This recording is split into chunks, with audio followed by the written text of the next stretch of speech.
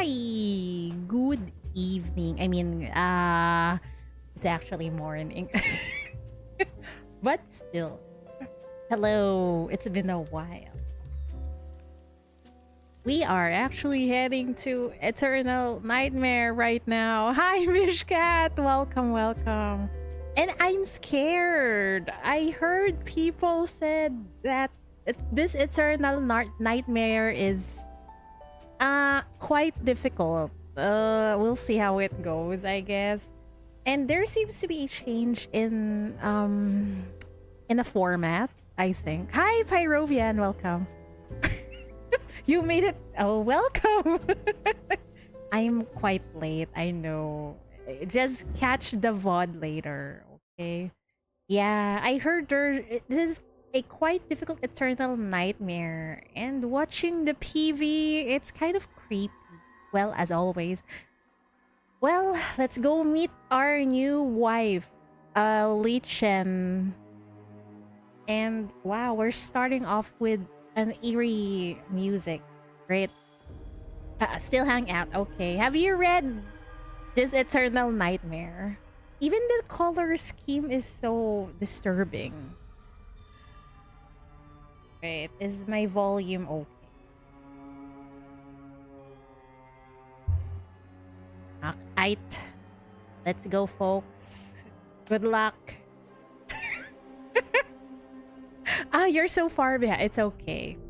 Also, my favorite Eternal Nightmare so far has been Shin's Eternal Nightmare.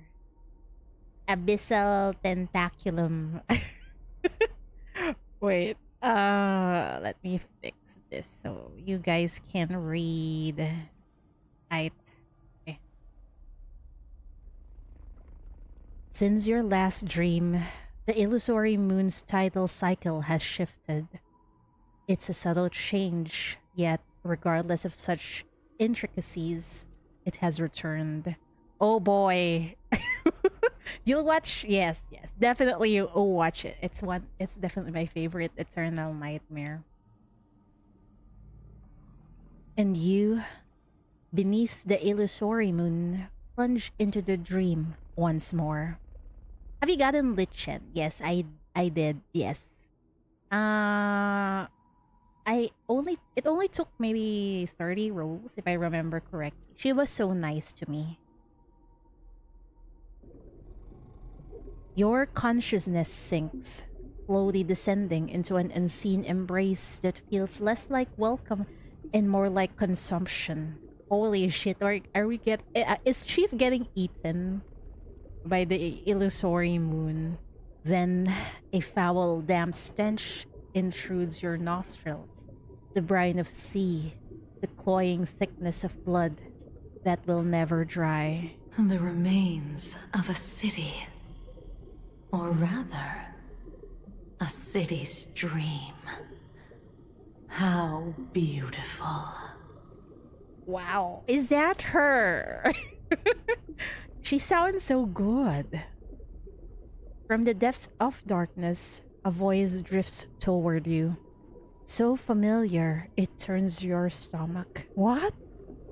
She seems familiar. Oh boy. The remains of a city.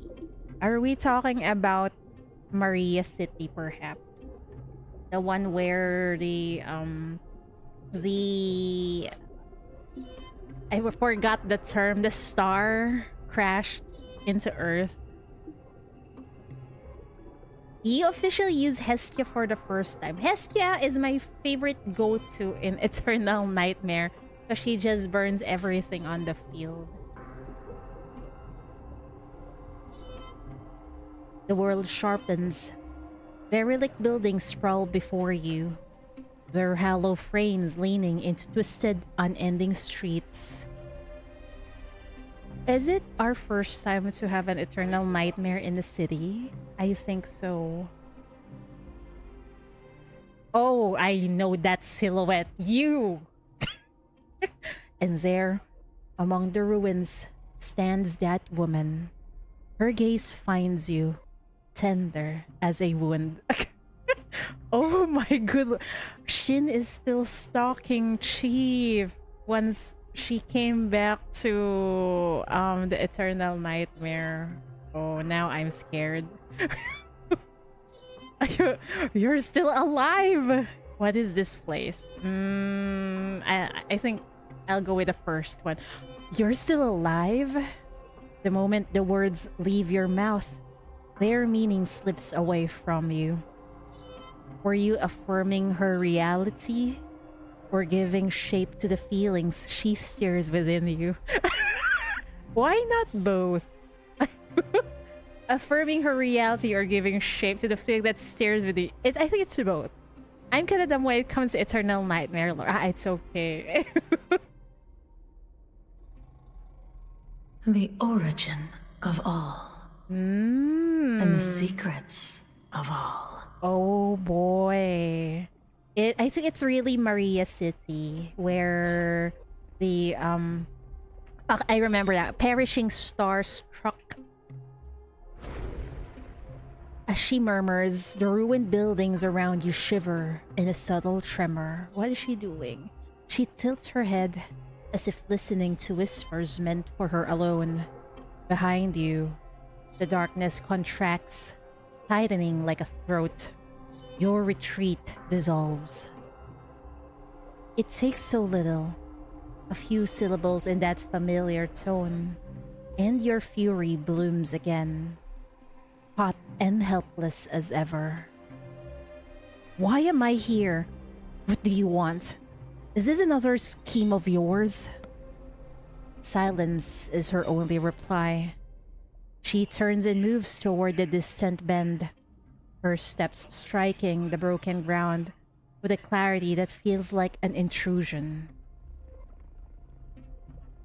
Her silhouette thins like smoke dispersing, and through its fading form, the ruins emerge, solid yet wrong, present yet impossible. Don't run from me! Rage hurls you forward, fingers outstretched for the spectral form, but she dissolves before you arrive. Did Shin guide us here? I think Shin is the only sinner Chief truly dislikes. Well, after what happened, I can't blame Chief, okay? From the previous Eternal Nightmare. You ever finish Eternal Nightmare? Midway or near the end that you actually stop it? What? It's one of the... I think it's one of the best storytelling in the game. Aside from the main story, that is. And it gives so much context on this city's past. That's why I think everyone should read Eternal Nightmare. This city's past, about the perishing star, the illusory moon, and of course, the story of the immortals. In the moment of her disappearance, her hand lifts one final time. A pointing finger, aimed at the labyrinth's core, where twisted ruins stand sentinel. It is not a warning. It is an invitation. Sincere. My dear, fate is guiding you. You are destined to return to the origin, to return to my side. Oh boy. Go and see the shape of truth. Shin really wants Chief to turn back into her original form, because if I remember correctly, there seems to be a hint that Chief is actually originally from the perishing star.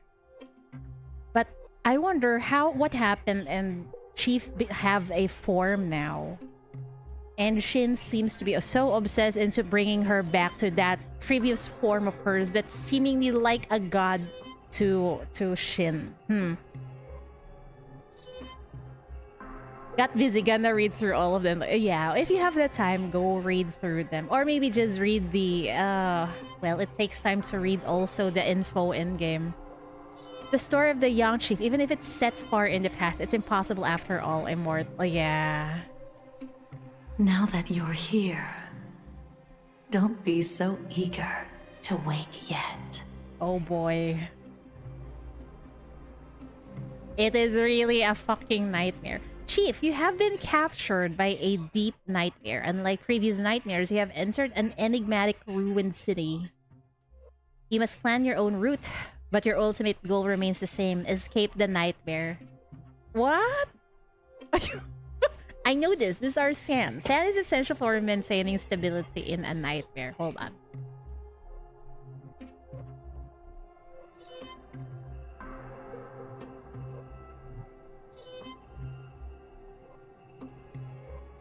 This part is just tutorial. I think I need tutorial, man. Sand is essential for maintaining stability in a nightmare. All sand gains and losses from your actions will be tracked. If your sand drops to 0 at any point, you will fail. That's the same as the previous eternal nightmare. To escape the deep nightmare, you must reach the lowest level of the current area and defeat the sealed boss to open the exit. It sounds like the same. These 3 fate tablets are your paths forward. You may choose one to activate each time. Can I see first? You got her in your first 10 rolls. Wow, you're so lucky. Me, it's 30 rolls. First, observe your surroundings by examining the tablets. You can get basic info about upcoming fate events. First, take a look at your surroundings. You find yourself surrounded by a grayish-white mist with no end to it in sight. The ground beneath your feet is littered with rubble and bricks from days past. The eerie shadow has vanished. Perhaps you should survey your surroundings first before you attempt. I am forced to observe the surroundings. Okay. You search the area and find multiple intersecting paths stretching out before you and behind you. Every road ahead leads to the same ruined city. Yet when you glance back, the darkness you emerge from reveals identical ruins. You are a mouse dropped into the heart of a maze, watched by something malevolent. Oh lordy. Choose to explore the ruins ahead. Choose to explore the ruins behind. I go ahead.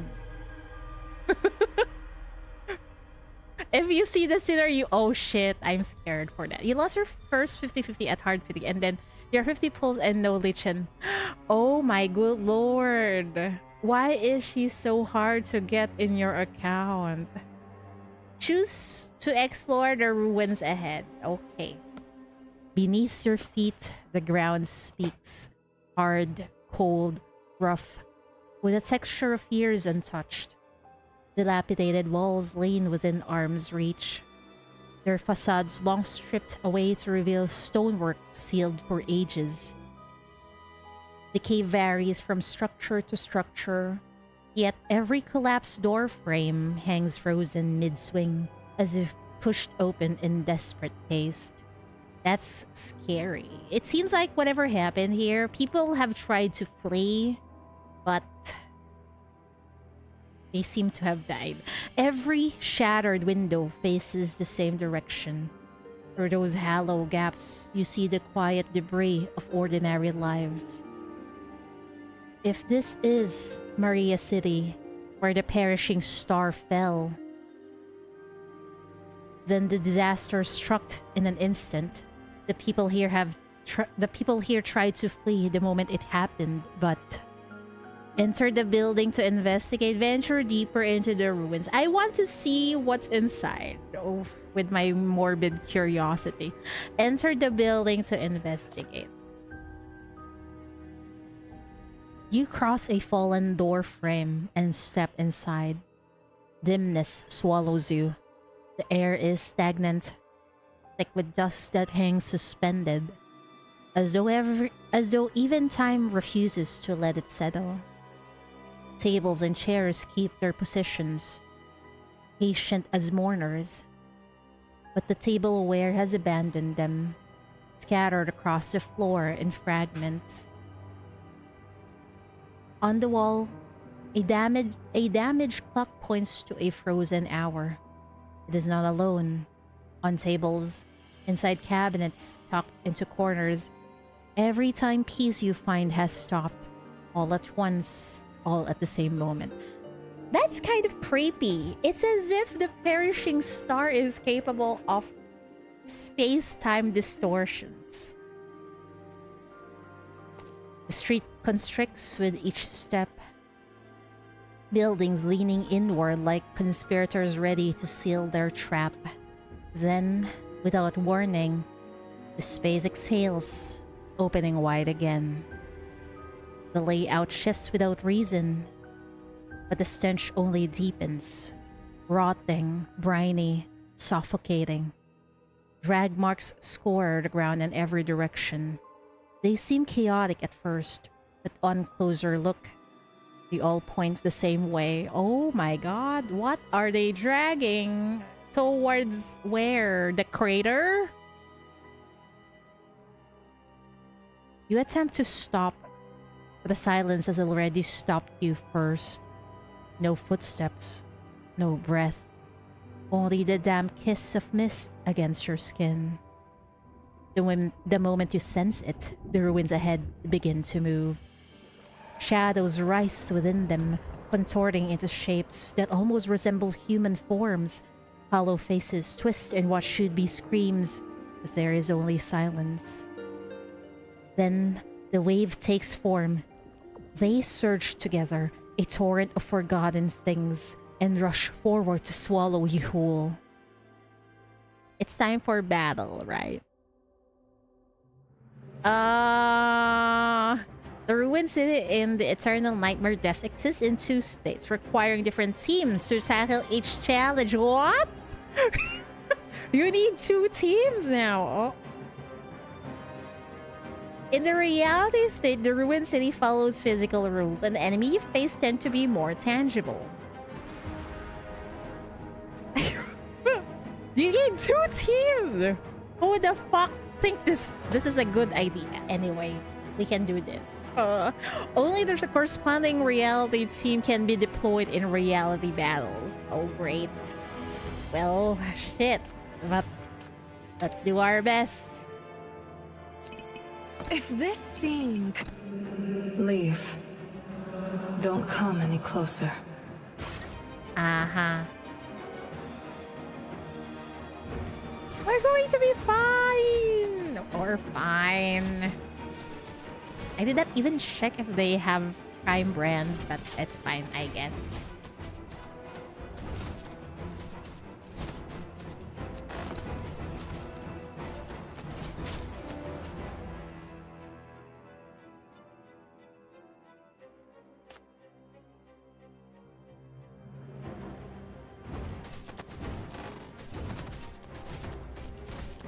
Please enjoy the show.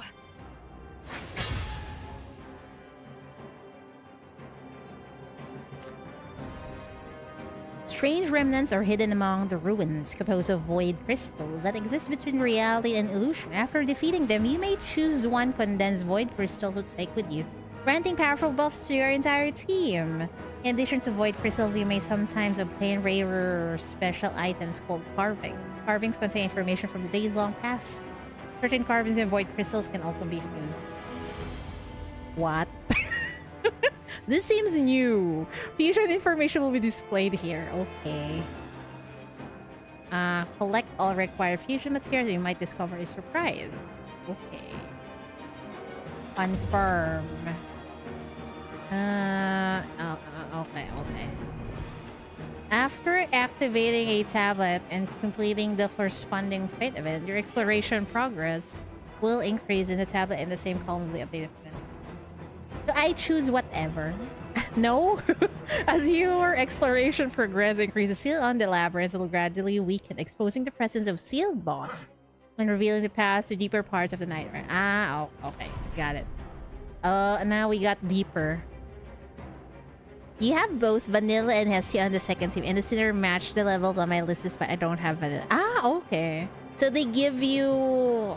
you are forced to use what the game gives you. Oh, great.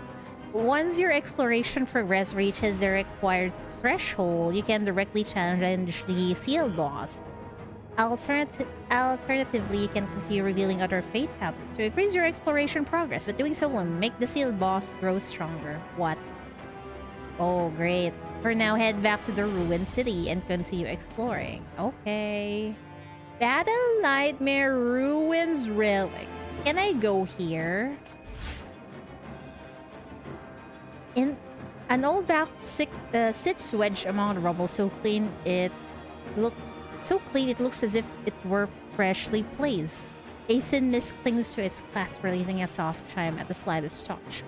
Treasures of old lie within, perfectly preserved. Open the old box. Increase own attack when entering battle against 20 energy. Seems very useful. Can equip obtain carvings to designated soul slots. What is this? Okay. Reality team. Okay. Nightmare team. Okay. Open the preparation screen to adjust your carvings in any time. But team members can only be adjusted under certain conditions. So you go here. Okay. So it applies to both of them. Okay.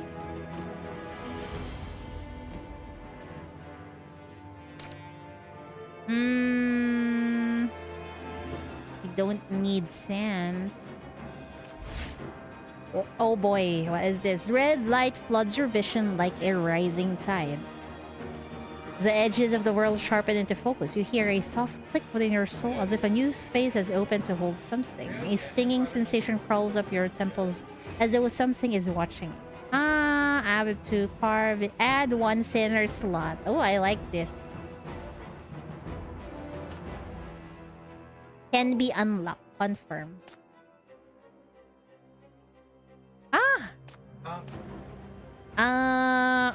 Or here. I don't know. Can be unlocked. Confirm.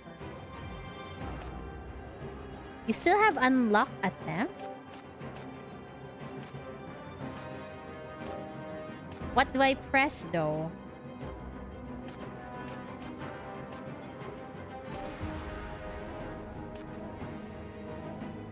Should I just confirm? Yes, okay.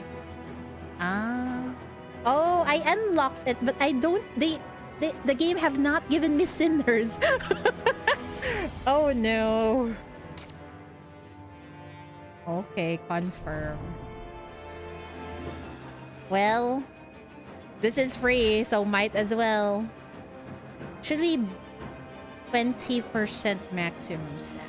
Behind the collapsed wall lies a campsite, unnervingly clean. The dust and mist that fill the air seemingly avoid the fire pit, and half-burned candles still hold a trace of warmth. A crumbled note pinned to the ground. Gaze upon the dead, and death shall gaze back. Listen to the dead, and death shall listen. Inquire the dead, and death shall answer. A gentle breeze passes through. You catch a faint, briny scent. I'll grab more coins, thank you. You don't dare linger. You quickly sort through what you've found at the campsite while steadying your breathing. The recovery is shallow, but it feels like a screw has been tightened in your mind, enough to gather your focus once more. Now we are forced to go here. You elude them at last. The shambling thing that haunts these ruins, but the air remains troubled, thick with currents you cannot name. Earth itself has forgotten its solidity. It moves beneath you now, like some viscous liquid. Something inside you finally gives. The shattered street lift and turn before your eyes, rearranging themselves with terrible purpose. An invisible architect completing its design. Your legs forget their strength. You fall, and the darkness welcomes you home.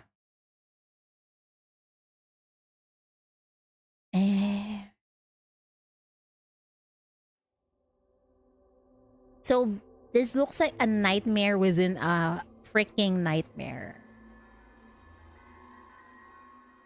Time loses itself. When you finally awake, mist wraps everything. A veil between you and the world that was. The scene breathes familiarity, but wrong. Broken door frames sink into black mire, their surfaces now etched with uncanny patterns. Fallen signposts rise like craggy peaks. The concrete beneath you has dissolved into flagstones stretching endlessly, and within the fog, phosphorescence flickers. What are those? It feels like we're in hell or something. At the corner you just passed, phantoms gather. Clusters of them, standing still, vacant. Before you can comprehend, the phantoms converge.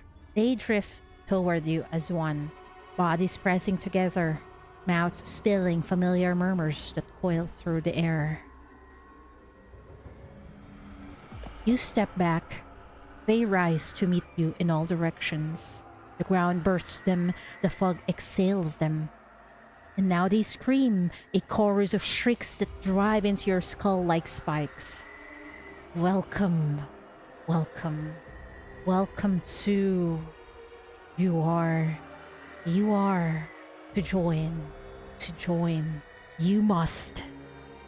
You turn and run, but the world is thick with them. Most merely exist, indifferent, unaware, except where they fall, they leave behind something worse. Phosphorescent pools, stone cracks, weeping liquid light. And from the residue, limbs twist into malformed beings, shrieking as they lunge.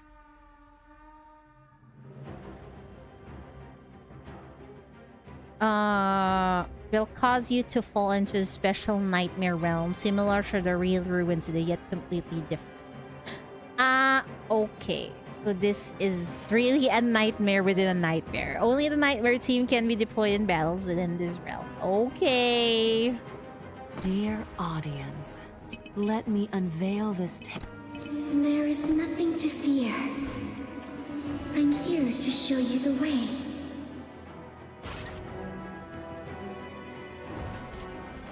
Oh, whoa, whoa, whoa. This is the guidance of the flames. This is the guidance of the flames. What a tale of exquisite sensualities. This is the guidance of the flames.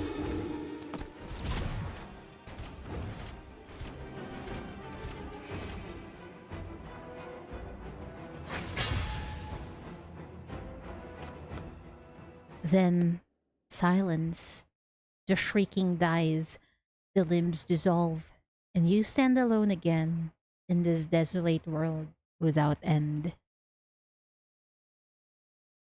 Gudako and Chief are two MCs who can't sleep peacefully as there's a chance they might end up in another world and idle. Literally a nightmare. That's right. Well, with Gudako, a lot of things have happened in their in their lives. In Chief's case, well, some things are after Chief, even when she's asleep. Try to find a way out. With every step, the world peels further from recognition. Where the fuck are we? Flagstones wind beneath you. Crumbling monuments lean like tired sentinels. Grotesque statues line your path, their hideous faces repeating, one after another, until your senses blur into numbness. It feels like walking through a reflection. Maria City, yes, but seen through something that should not exist. Then you see it among the rubble and dust. A copper coin on a red cord lies waiting. Who owns this? Pick up that copper coin. You bend. Your fingers close around it. The moment skin touches metal, a bell chimes crisp and sudden, echoing in your ears. The sound is soft, yet impossibly clear. If you sleep, there is a chance to see hot tentacle lady, so it evens out. Well, that's right. You get to meet Shin, even though she's really disturbing and scary. Yeah. Is it the coin? Can you understand what I'm saying? The copper coin offers no answer. You pat yourself down, searching for sense, wondering if this place has finally undone you. You stare at it a moment, then another. Move on. Whatever purpose it holds, whatever meaning hides in its stillness, you do not know, but your fingers close around it anyway. You clutch it tight, and you press onward. Okay. Sealed boss can now be challenged.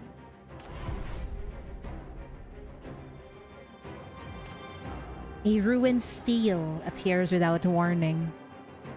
Is this the place? You step closer to examine it. Then the light begins. Crimson, vast, it spreads from beneath the steel like spilled blood finding its way.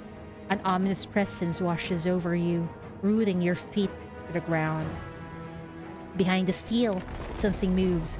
A massive, nameless figure crawls into view. Its back is turned to you, limbs twisted at wrong angles, yet moving with horrifying grace. Its neck begins to twist, turning. Stop! Then the eyes, crimson, glowing, staring into you. You know, if the game decides to give those things a face, I'm gonna shit myself, I think.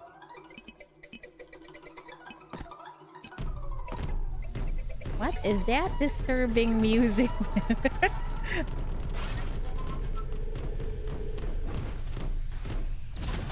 This is the guidance of the flames.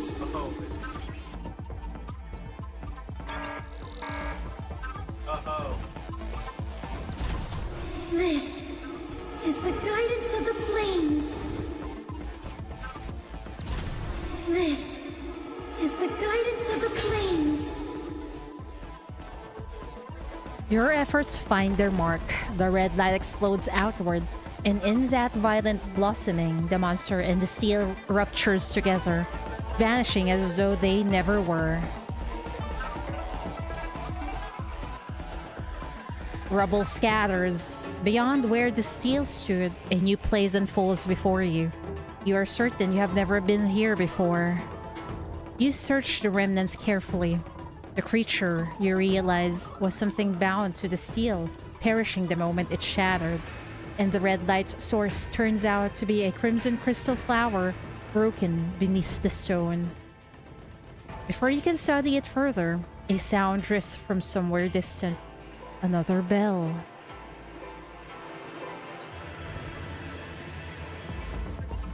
Reminds me of those cycle.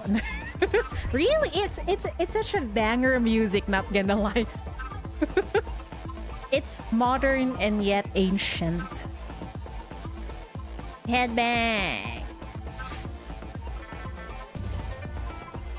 Magic damage dealt by allied summoned creatures increased by 80%. You have gathered all the required fusion materials. The power of faith carving will be fused automatically. Once all fusion materials are gathered, the corresponding items will be consumed. However, all of their characteristics will be inherited by the faith carving, which will also gain a unique faith effect. The newly obtained faith carving will be automatically equipped in the slot of the original carving. Okay, got it. A guiding coin. Increase attack. Energy recovery speed. Also grants effect of first mark. Okay. Oh, get new sinners. Okay, recruit new sinners. Familiar figures stand at the corner of the ruins like reflections pressed beneath the surface of water. Their silhouettes twist and warp with the surroundings. Their eyes gleam hollow and empty. Ooh, I think I'll go with a healer. Yeah, we go with a healer. Duro, I need you. Good to see you're well, Chief. Is bumping into you here a matter of destiny? It's destiny, alright. Where would I put you though? Maybe here? We're fine, maybe.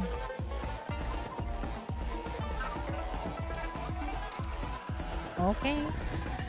And recovery. Do we need more sands? I'll just get more illusory moon coins. Break the seal and enter the depths. Did I miss something? No. It echoes through the space from somewhere far away. Someone else? In this world? The question answers itself. There's only one way you know. There is only one way to know. You go. Yes, we go. Temporal flux. This is my first time seeing this. What is this? Hi, how was it going with the new EN? It's kind of confusing. So far, no difficulties yet because I'm at the beginning. I wonder if later on we're gonna have problems because we got a mail from iSnow saying that they will fix the difficulty. So I'm afraid it might be actually difficult. The streets within the ruins have all silently rearranged themselves. Though doors and windows remain frozen and pushed open, the stopped clocks and buildings have shifted places. You hear the gears of fate turning quietly. A faint scent of rust lingers in the air. Something is being overridden. Reshuffle all fate tablets. Select and reshuffle a set of fate tablets. What are these? I'll just click. Oh, the story mode is easy. Okay, got it. You lower your guard. You hear the sound of gears softly turning in your mind. And when you blink again, the intersection ahead has quietly rearranged itself, almost as if it had been this way. Oh! I think I fucked up. So it changes this. Okay, now at least we know what happens. Walk 2 wooden doors. If you have RF11, RF Serpent, any level is easy, well easier. I do have RF11, RF Serpent. I think I'm still missing some skills on her, but I think we're good. 2 wooden doors sit embedded in a half-collapsed frame. Ancient portraits of humanoid figures are pasted upon each door, though only their upper halves remains. Time has caused their lower bodies to curl up, peeling back to reveal the rough wood grain beneath. You stand before the doors and you hear faint sounds from beyond the gap. Soft, labored breathing. Walk past the door, seems safe. Doesn't sound safe. Smooth out the damaged door, God. Feels a bit dangerous. Peek through the door crack. Feels a bit dangerous. What is this? I am morbidly curious, so I will peek through the door crack. You crouch and press your eye against the gap between the doors. Beyond them lies no room. There is only an empty void, within which the silhouettes of the portrait's lower halves drift faintly, as though someone had rolled them up and stuffed them inside. The soft breathing beyond the door suddenly brushes against your ear. What the fuck? A violent clanging erupts before you, as if someone inside is pounding frantically against the door, desperate to break free. Then the 2 figures on the door begin to glow, gradually suppressing the sound. After a moment, their 4 eyes fix upon you, as though pleading for something. Give them what they want. Oh, okay. Umbra attack. 3x3 square around the center. More damage from summoned creatures. I don't have any summoned creatures. Fury. Onslaught damage. Catalyst. Healing plus 30%. Do I have an Umbra? I still don't have one, so I think I'll go with Oh, I'll get more Sinner. Recruit. Oh, hi, ma'am Shin. I'll welcome you. And brought me back to this world from the bottom of the lightless abyss. Yes, we now got two healers on both sides. Did it shoot some RFs? I think I'm still missing some RFs because it's so difficult to get the necessary mats for them. The fog clings to the broken walls like wet rice paper. Ink black moisture seeps through the cracks, yet the ground beneath your feet is bone dry. In the distance, a strange bell rings incessantly, as if beckoning you forward. As you follow the sound, a sudden chill prickles the back of your neck.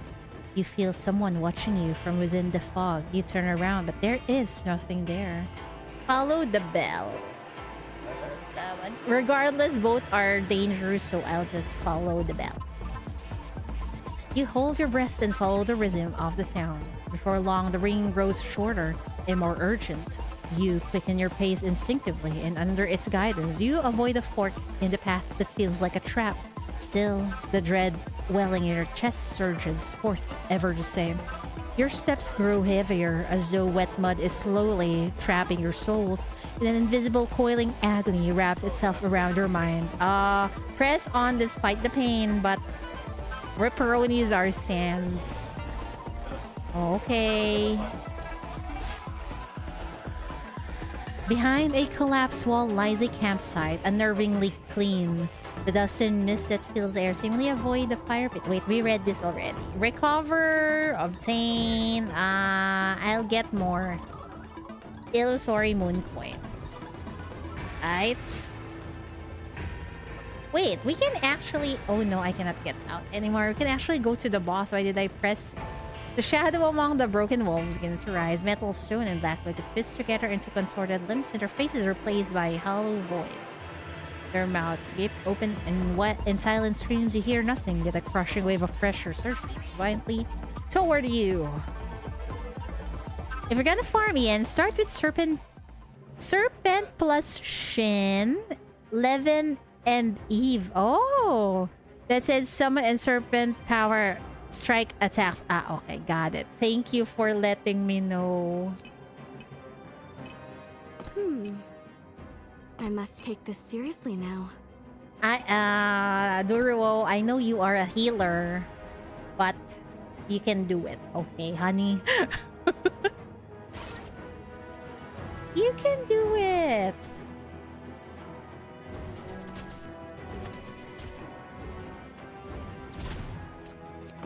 Please enjoy the show.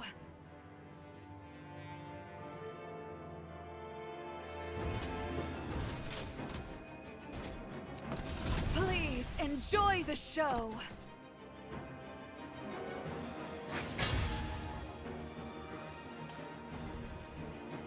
Fury, Sinners. Sinners' HP increases by 30%. I like this. Confirm. Alright.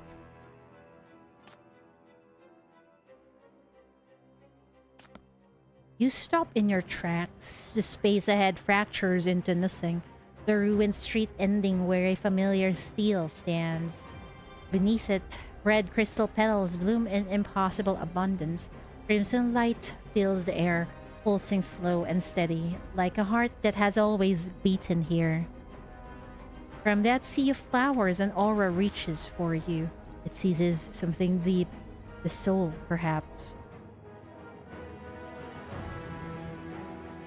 Still no Lichen in sight, huh? Oh. Boy. They will behave.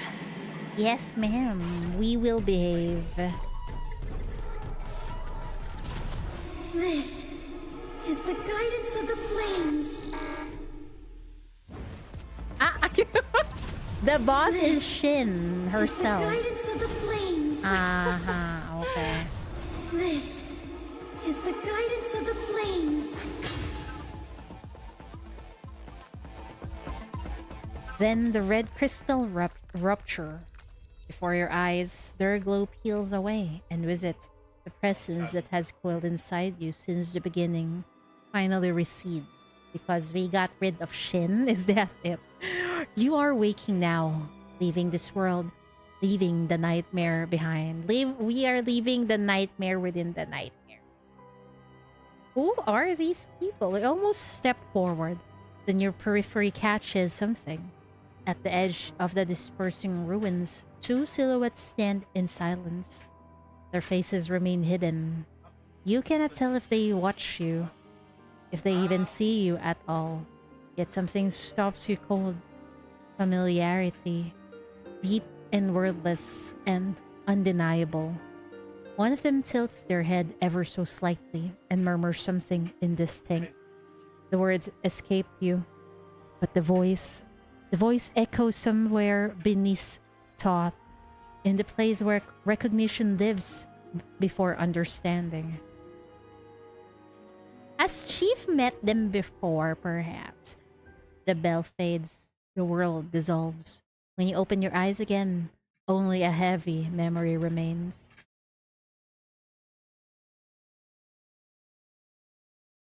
Go on. Go back to your struggle. You'll return. You always do. You can't stay away.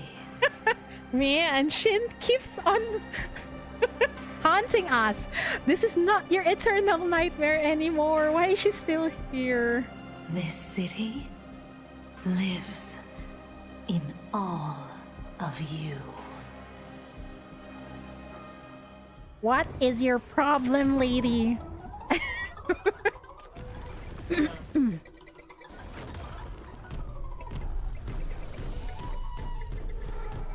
Eh? What is happening here?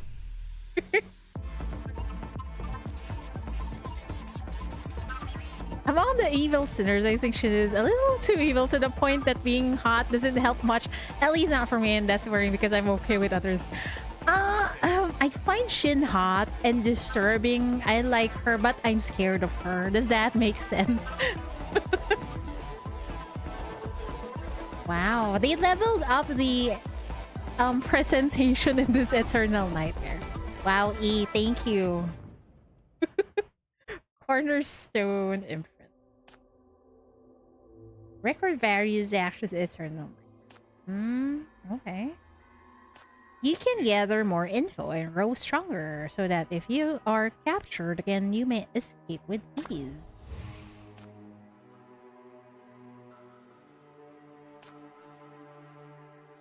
Unlock belonging function. Where is the original Eternal Nightmare, guys? Is it gone? Oh, yeah. Or is it still here? Where is the OG Eternal Nightmare? Oh my good lord.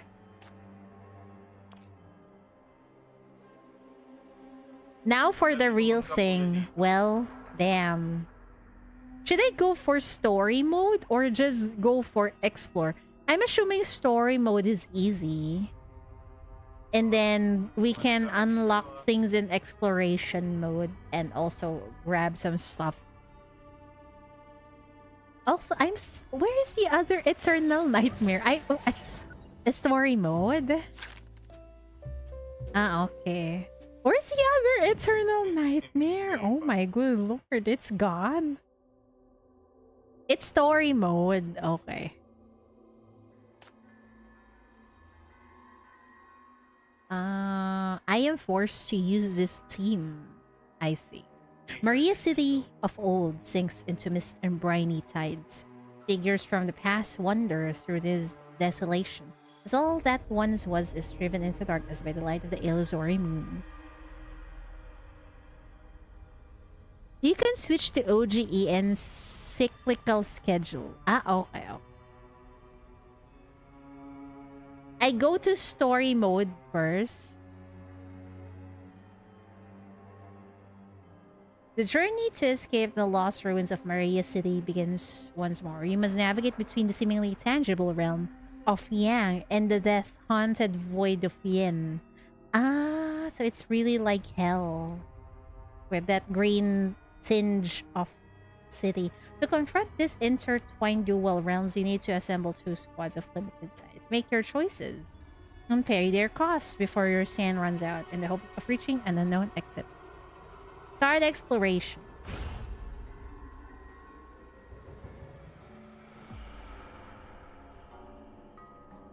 This place of death, who does it claim? Ah, Ah, there's a button near Eternal Nightmare line to switch it to the old. Okay, got it. I will search for that later. It gathers souls, forgets their name. Rhythmic beats pulse through the darkness, ancient and sorrowful, as though crossing centuries to reach you. Each one lands like a stone dropped into deep water.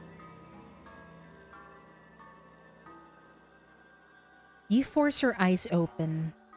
Fog clings thick, but through it, you glimpse figures in white at the far end, moving with the slowness of ritual. The foremost carries a white funeral banner that sways with each step as they chant. They fade into the distance. Then flakes begin. White and soft as snow, they drift onto your body, your face. You reach up only to find ashes. Burnt paper offerings crumbling between your fingers, scattering on the wind before you can hold them. Before you can hold them. The fog lifts, but this is not the Bureau's lounge. Above you stretches a sky the color of sickness, gray-green and heavy. Before you lies a barren earth twisted and crumbling. You're back again. But you remember leaving. You remember escaping those ruins, returning to the Bureau, and submitting to the full weight of their medical examination. Sleep deprivation, they said. Mild anemia. Nothing severe. They can't... what is this? They think nothing is wrong? Shorl promised to find the records on Maria City, the place Shin named, and now, with the new illusory moon tidal cycle approaching, the Ring Research Institute has prepared to monitor. So technically, the illusory moon tidal cycle have not happened yet, and yet Chief was stuck in this eternal nightmare once again. Oh no, what is happening, man? You know the rhythm now.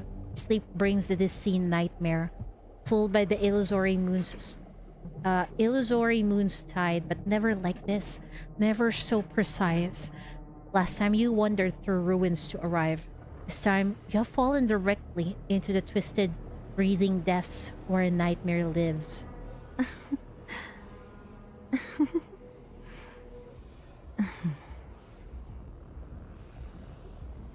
So, is this that woman's doing after all? As if hearing the thought, her laughter curls through your ears. Bruh, you shake your head, brow tight. You will not give her the satisfaction. No matter how many times it takes, you will leave.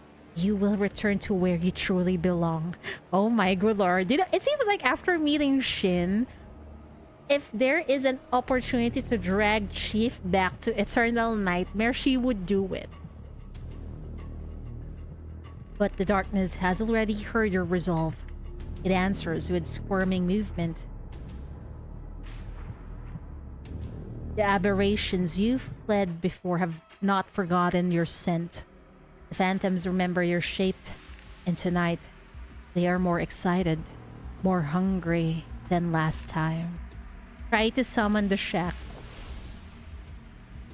The whispers withdraw, but the darkness itself becomes a witness. From its depths, invisible eyes open because of you, because of something you did, something you still do not understand. You clench your fist, feeling the power of the shackles in your palm. You must use your only weapon with care. You recall the steel in the red hypercube flowers at the dream's end. It functioned like a boundary marker. To escape again, you need to find another. In this place, the hypercube flower is red. Normally it's like bright blue, if I remember correctly. As if in response, the distance answers. Crisp metallic chimes ring out, cutting through the quiet. You listen closer. and the melody takes shape. No one can resist kidnapping the chief. Seems like it, A bell? If the melody springs from something like a bell, then Fortune smiles. But Fortune is a stranger here. It could also be a monster wearing the shape of music. You must stay vigilant. You clench your fist, feeling the faint power of the shackles, and take a deep breath. Following the sound, you proceed with caution. That was intense. If Shin gets involved, Chief wants to leave. If the other immortals get involved, Chief will do anything to get them out of there, even if it means jumping into the... Now that you mention it, you're right. We even... What is this we can see? We even tried to save Shin last time, but well, after what we've encountered, what we've seen of what she tried to do, well, we can't help but be scared of her now. So Chief runs away also. Weekend seal. What is this? A grayish-white slip of paper hangs suspended under the shadow of a broken wall. The surface looks water-clogged, yet the words remain clear. Those who break the taboo shall suffer. Their soul shall shatter beyond return. Their form preserved, yet name erased. They will move, but never again with order. Their body remains unharmed, yet their self will perish. Those who honor the covenant may keep both soul and form. Remove a boss tag of your choice? What is this? I only have 30 Illusory Moon Coin, so I'll just grab more Illusory Moon Coin. Huh. Sand recovery. I think we can go here. Recover 20%. Only have 50. Unknown destiny.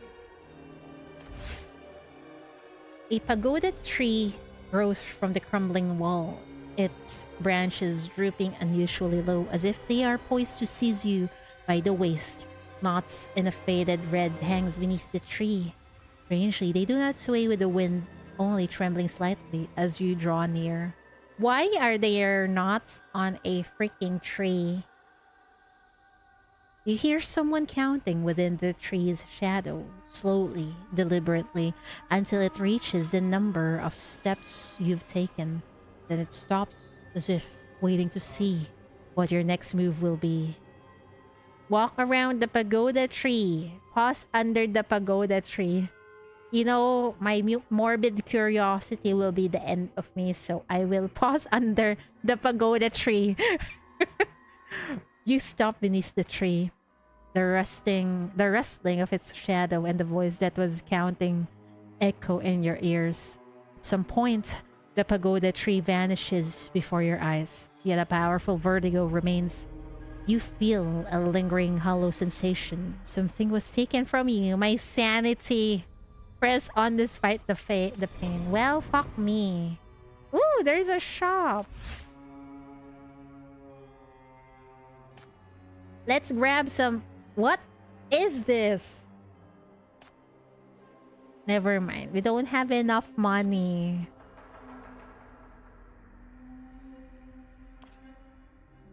Yeah, no money. Ripperonies. Ah, you hear the distant chime of bells. Exploration has bled you dry. Stamina gone. Reserves emptied. But worse than the weariness is the loss of certainty. There is no safe path anymore. Not one. The fog thickens ahead, swallowing everything beyond a few steps. And through it, those gazes cling to you. Impossible to shake. They follow no matter where you turn, as well as the chime. I cannot waste away like this. I must find a way forward. There's no other choice. Just then, a soft rustling reaches you from the side. Straining to see, you make out a hunched figure moving through the mist. The figure wears a patchwork of brightly colored clothing and walks with a limp. Yet the damp fog which clings to everything else, seems to have no effect on them whatsoever. They maintain their slow but steady course, heading somewhere with clear intent. They know the way. Follow with caution. After following the figure for a while, the fog begins to thin at last, and the path resolves before you. The unsettling gazes no longer press in from all sides, and even the ringing in your ears gradually slows before fading into silence. Is the figure actually helping Chief? It worked. Yes, your choice was right. Following the figure led you out of that perilous fog. You can breathe easy, at least for now. So then, what next? Do you look back, hoping to glimpse what that fog truly was? Do you scout ahead, searching for a sign of where to go? Or do you simply stop and take a break? After all, this ordeal has left you utterly drained, your thoughts growing hazy at the edges. Look back, scout ahead, stop and take a break. I'll scout ahead. What is going on? You make your choice, but your body refuses to obey. Instead, it continues forward with unsteady, floating steps, trailing after the white figure ahead. Onward, onward. What is happening? Why does Chief have no control of her body? Panic jolts through you. You struggle, thrash against the invisible grip, but your legs keep dragging forward. One step, then another, and then... The path grows increasingly crowded. More figures materialize beside you, appearing from nowhere. They move as one, silent and blurred, all heading the same direction. When you glance down, you see your own hands turning to mist, just like theirs, a leaf caught in the current, and the river will not let go. No, something's going wrong. I have to get away from them. It seems like Chief is being absorbed in this place. You fight, you thrash against the pull, but your feet refuse to halt, dragging you forward step by helpless step. Your body turns translucent, your breath comes in ragged gasp, and your consciousness flickers at the edges. Stop! Stop! The cry tears from your throat, but your body doesn't hear. It doesn't belong to you anymore. And then something peculiar cuts through the haze. What are those? Stone lions line the roadside as the procession shuffles past them, blind. But you see, crimson threads wrap around each lion, thick as rope, and their loose ends trail across the ground, coming to rest at your feet. That's it. You can't stop moving. But if you must march, then at least you can reach for the red threads and rip yourself. Ugh. In an instant, the torrent of figures crashes over you like floodwaters, threatening to pull you under. Hold tight to the red threads. You grip the red threads with everything you have and fight your way towards where they lead. Just as your sanity begins to fray and your strength gives out, you stumble free. The tide releases you. You collapse, gasping, heart hammering against your ribs, but slowly, blessedly, your body remembers it belongs to you again.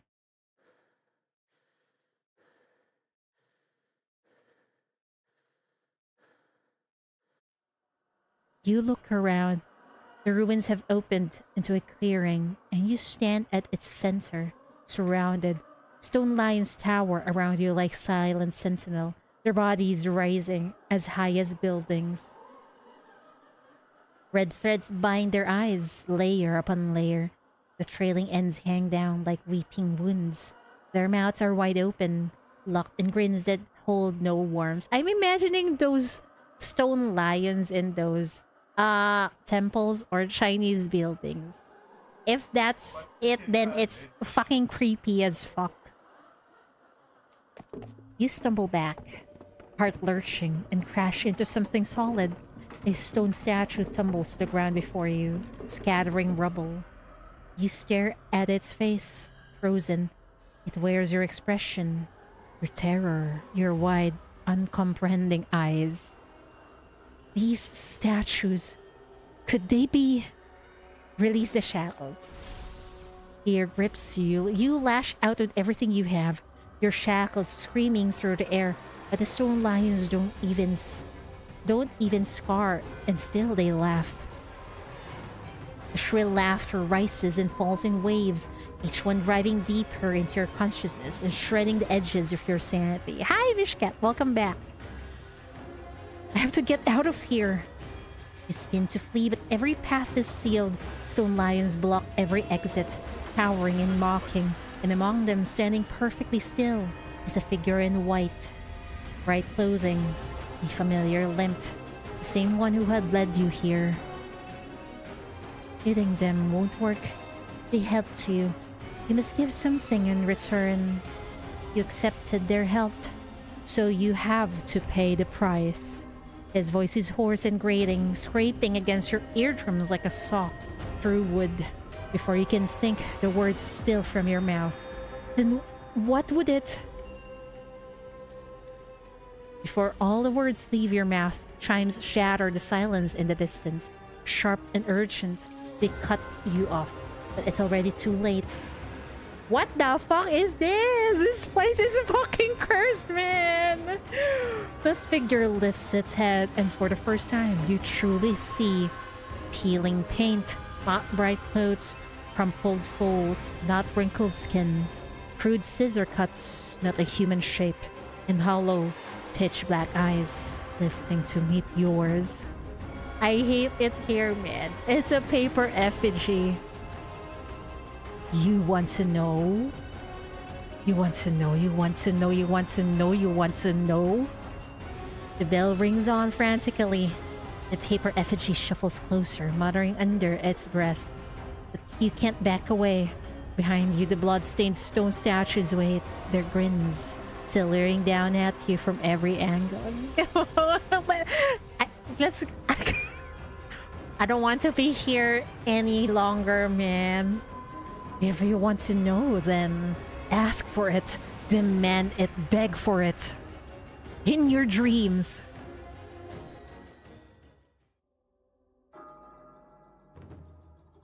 I hate this place, man. It's so fucking creepy as fuck. There is nothing.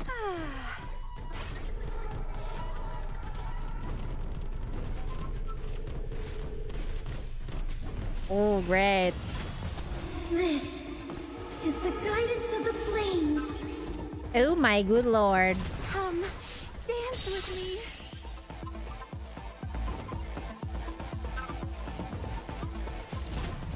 This is the guidance of the flames. You know, Paths Nowhere is really good at setting This atmosphere. is the guidance of the flames. It's just freaking description on my screen, but it's so freaking scary.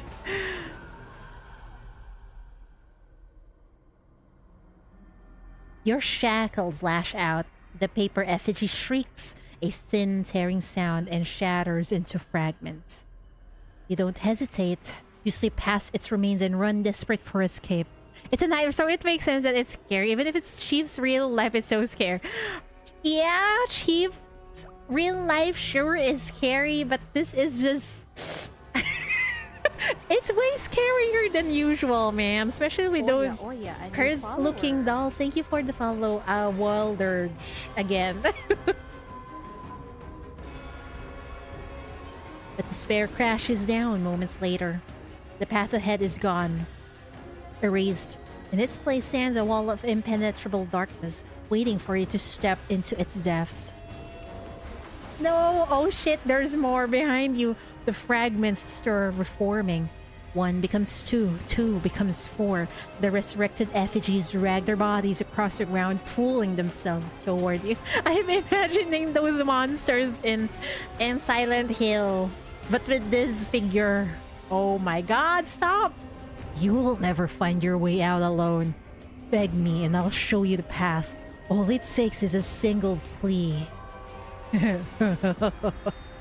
Around you, the paper effigies and stone statues multiply, and with each passing moment, your limbs grow heavier, heavier, as if your very flesh is turning to stone from the inside out. You have to move. You have to escape. Whatever these things are, they're pulling you under, and if you stay any longer, you'll become one of them, trapped and frozen forever. I will not let you keep me here. Your body fails you mid-motion. You crumple, and the moment you strike the ground, you hear a dull, heavy thud of stone meeting earth. You force your head around, muscles screaming, only to see a swarm of paper effigies and red-threaded lions closing in. A single bell note rings out. You're in sharp, and the fog recoils. Pale blue spectral flames erupt from the ground before you, cold fire roaring skyward. The paper effigies ignite instantly, curling and shriveling like dead leaves in a furnace, and from their burning forms comes a sound that might almost be screaming. You look up, eyes wide, gaze traveling past the flames. Mao, Fei, Bi, Hong, He, Yi, Zhen, Li, Dui. A mask conceals the upper half of the woman's face. Only her pale lips remain visible, shaping a mantra that leaves nothing to you. Each syllable falls deliberately, as if the words themselves have weight. Thank you, someone is helping us. It's finally her. She moves toward you, unhurried, stepping through the spectral flames as though they were solid ground. One side of her robe is dark with stain, but the fire does not touch her. Heed my command. Let the fire take you. The bell rises in her hand. She flicks her wrist, and the ringing swells, becoming something vast. The spectral flames leap to obey. They burn away the fog that has plagued you since the beginning. Those cold, watching eyes are gone, and the paper effigies curl and crumble to ash in the space of a heartbeat.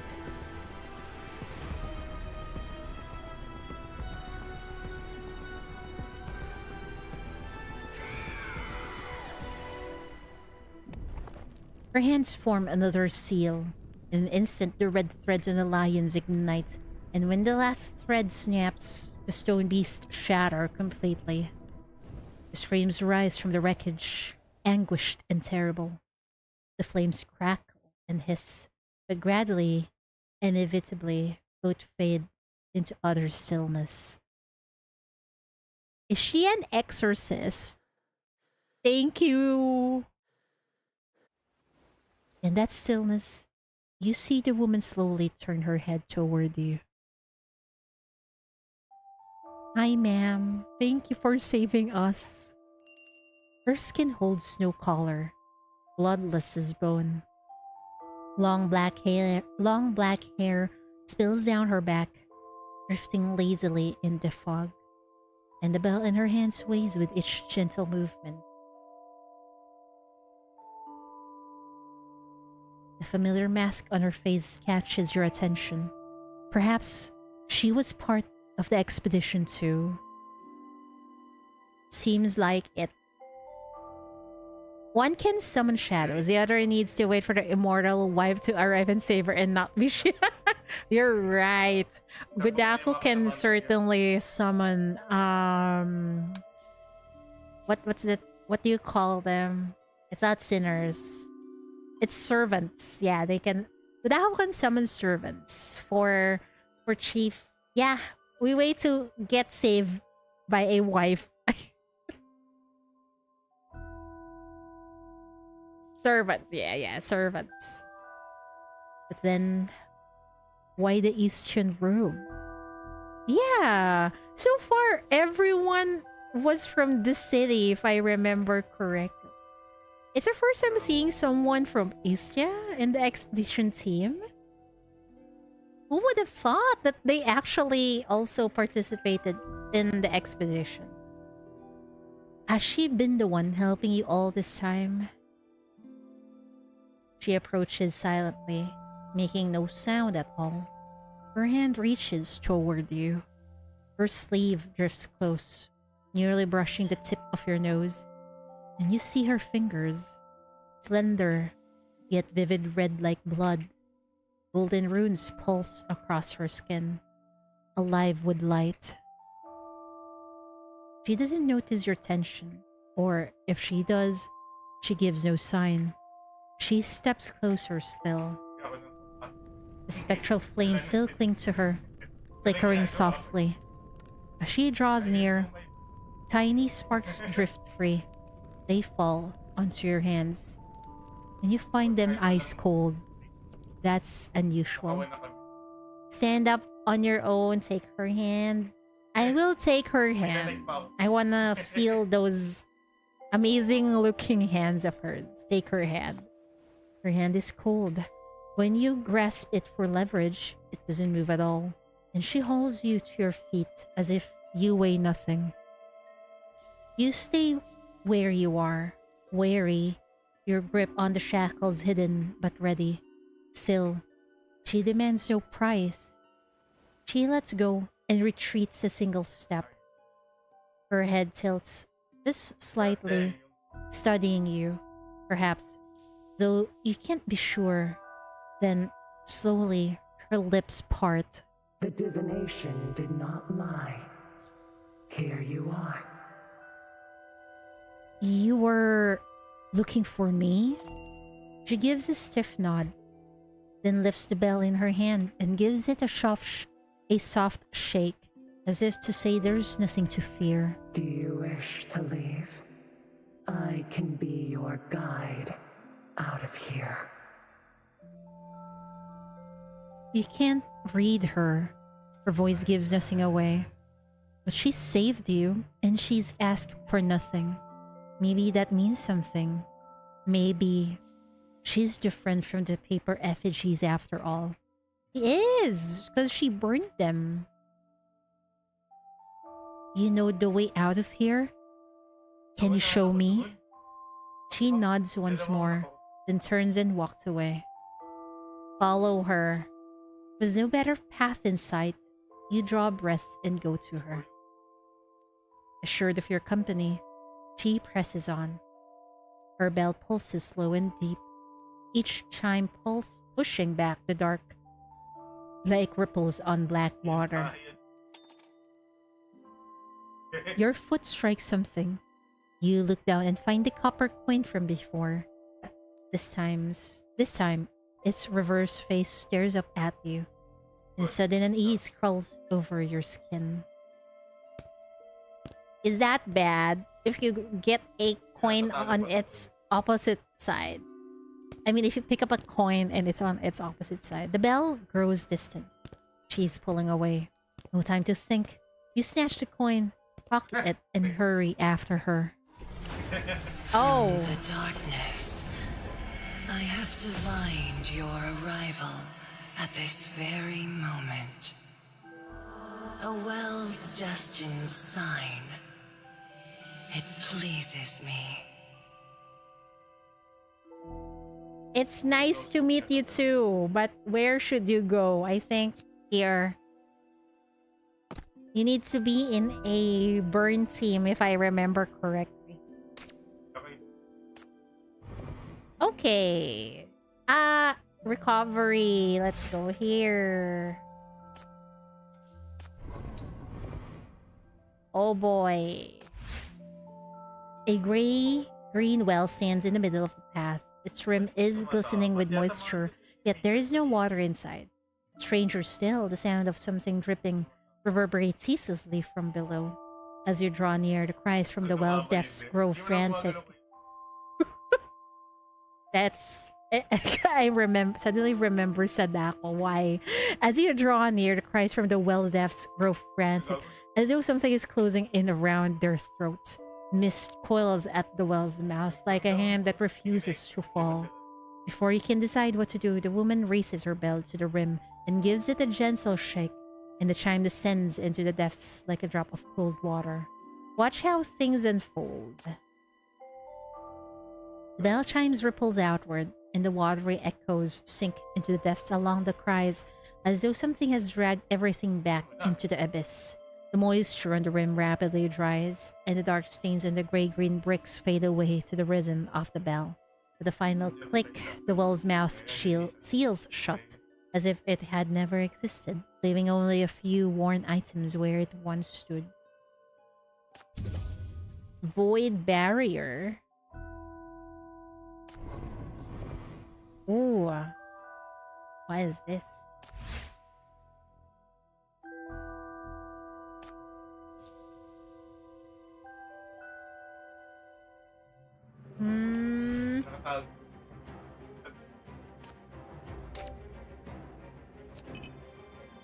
Firewall debugging completed. Come with me. Let's take them down.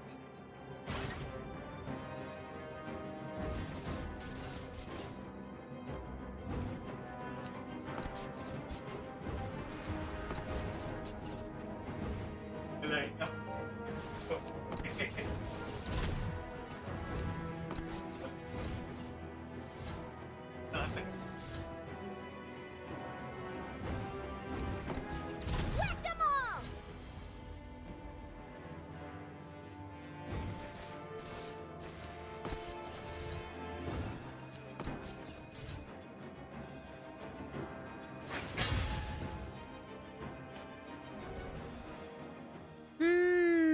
Fury, Sinners, Catalyst. Uh-huh.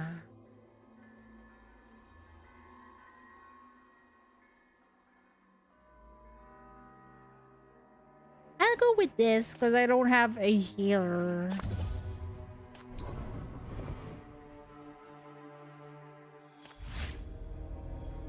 What is this? She rings her bell as she walks, holding back whatever it is that's prowling in the fog. The paper effigies no longer turn their heads, the well no longer beckons, and the pagoda tree's shadow no longer bars the way. You realize she is leading you somewhere. Could it be the way out? Follow silently or ask. I want to ask question, even though it's dangerous. You try asking why she is helping you and whether your destination is truly an exit. This time her movements lag by half a beat. After a long pause, she gives a stiff nod, then finally forces out a few words. You are the little guide. But when you press further, she offers no reply. Sinner apparition, of course. Let's recruit a sinner. Oh, wait. I would love to grab Ying Ying.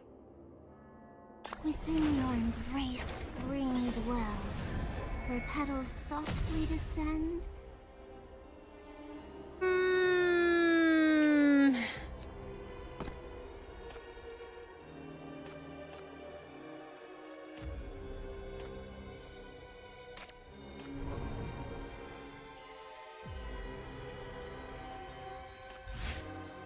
Two rows of paper effigies stand at the street corner.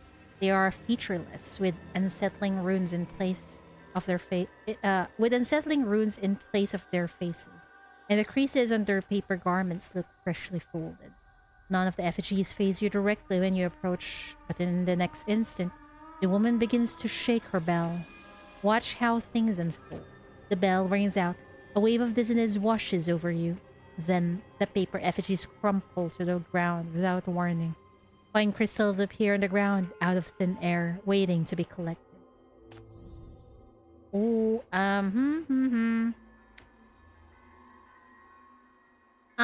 you have to equip those things to activate the okay. Have I not equipped it? Umbra and Reticle Sinners Lifesteal. Lifesteal. Oh, I don't have a summon teams. Let's go with this. What is this? Ruins Relic.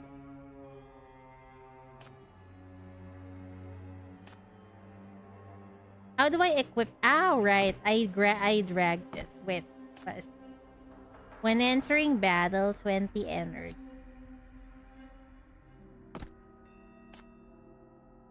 Block 1 damage. Wait. This goes here.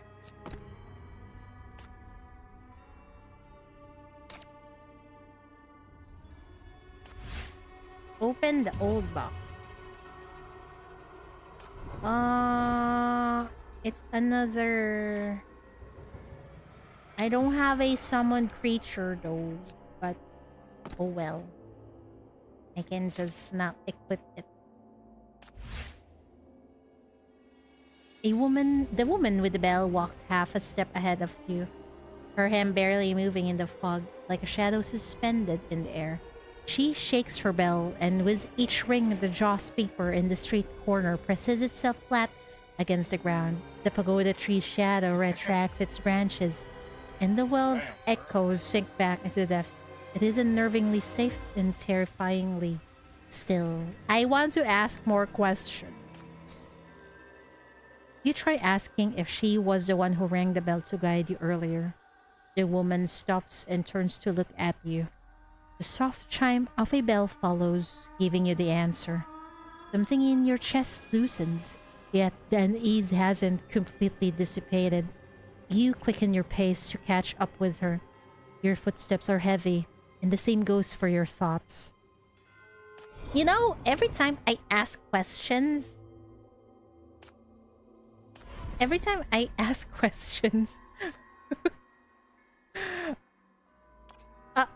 No. Every time I ask questions, shit happens. I mean, sanity is getting depleted.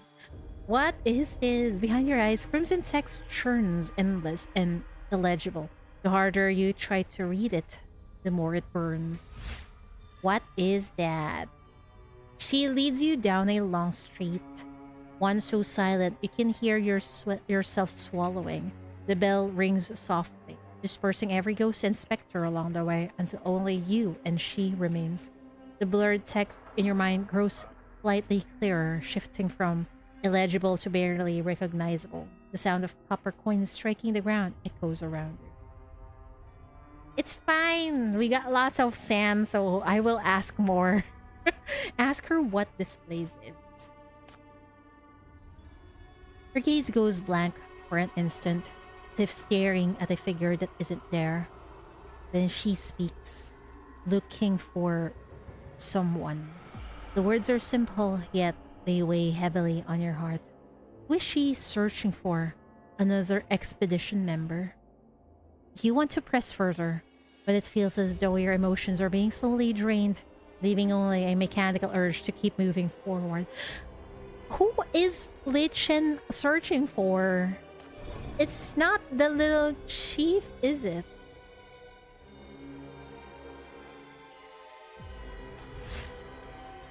You pass through a street that seems to be an endless loop. Doors and windows remain frozen and pushed open.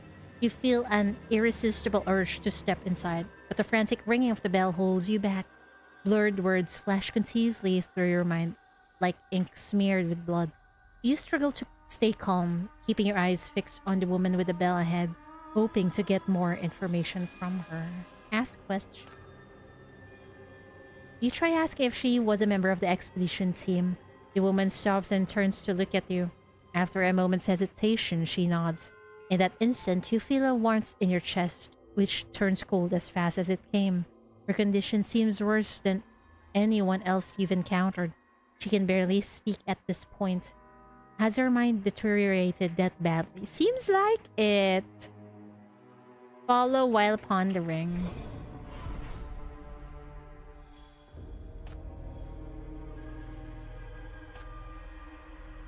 And why is she the enemy? Obsessed Lichen?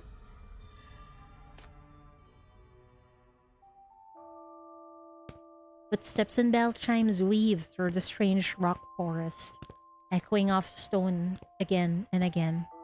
The same scenery scrolls past until time blurs to nothing. Then finally... That's... Hypercube flowers bloom ahead.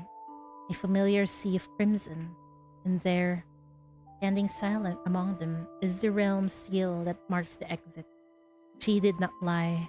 The way out waits.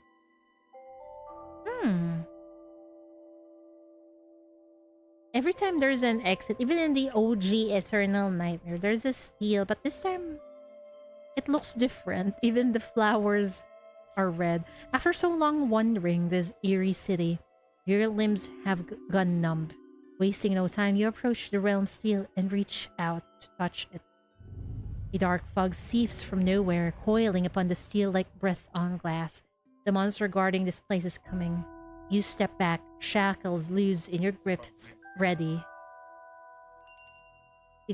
She glances down at you, vigilant, coiled, then up at the dark fog, taking shape in the air. A long moment passes. Slowly, she lifts her hand and the bell rings once again. Pale blue flames surge from the ground, swallowing the dark fog whole. In moments, it crumbles, scattered, gone without a trace. You never expected the battle to end before it began. The stone steel before you glows softly now, beckoning you to leave. Thank you. If you hadn't rung that bell to warn me, or shown up when you did, I'd probably still be lost in this ghost city. You wished to leave. You gaze at her.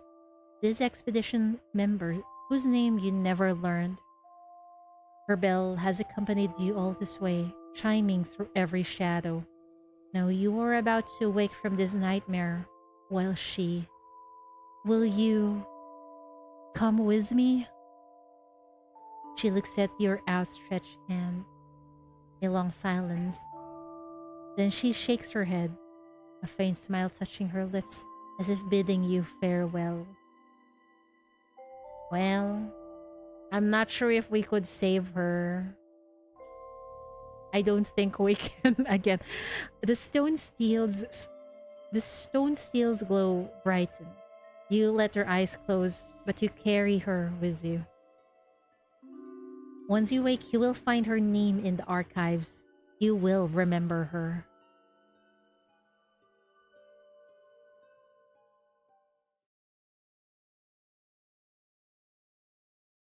You open your eyes, but the nightmare is still there. Something is wrong. Your hand, the one pressed to the steel, is no longer just yours. Golden runes crawl over it, identical to the woman's. They spread without pause, consuming you. What is happening?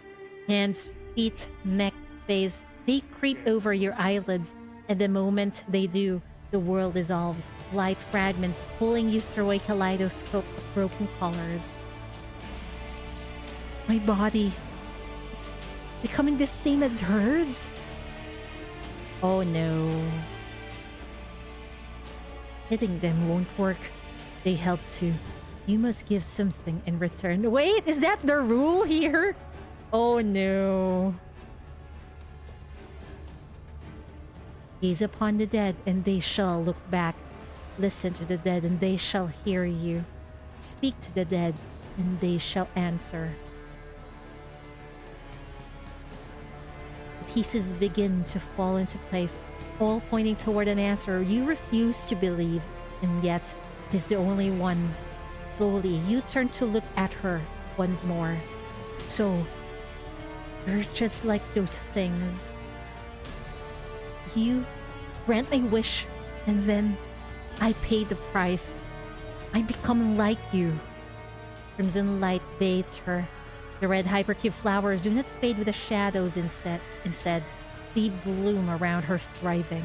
Phantoms writhe in the darkness, twisting within the intense eerie glow. Her lips still hold the gentle curve. You once thought it was a parting smile. Now it feels cold, mocking. She knows you cannot leave. Oh shit.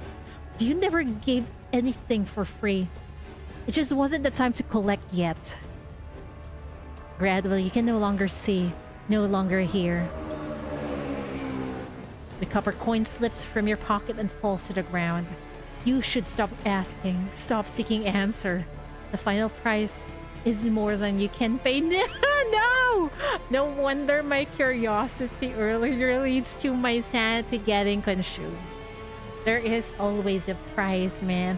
Things can't be easy for the chief. If it's easy, it means something is wrong. You're right. I let my guard down. But your body is already corrupting, hollowing. A foreign, twisted consciousness floods in through the gaze, wrenching the question from your lips. Are you dead or alive? Are you a guide of the void? Wait.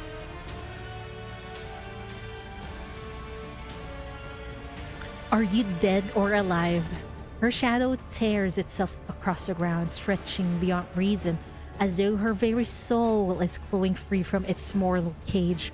You know she is speaking, but the sound never reaches you. Only a smear of color, where mouth and teeth should be, opening and closing.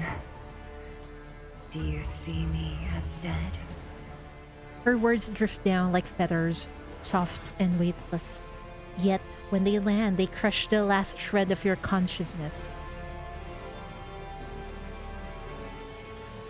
You saw us, you spoke to us, you asked and we answered. Now you are one of us. Well, fuck. You have reached your limit. Oh no. Reason breaks, consciousness scatters. Crimson flowers and spectral flames consume your sight. Symbols that have haunted you, those half-glimpsed runes at the edge of thought, begin to twist and writhe through this phantasmal landscape, and with your last remaining thread of awareness, you finally read them. Offer no glance to the departed, lend no ear to the abyss, speak no questions to the spirits. The bell rings again, its chime sinister and close. Through the haziness you see her shaking it again, this time advancing with the phantoms at her side.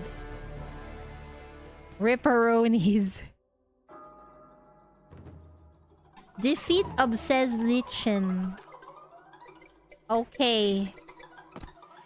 The hexagram of the lake rising to heaven.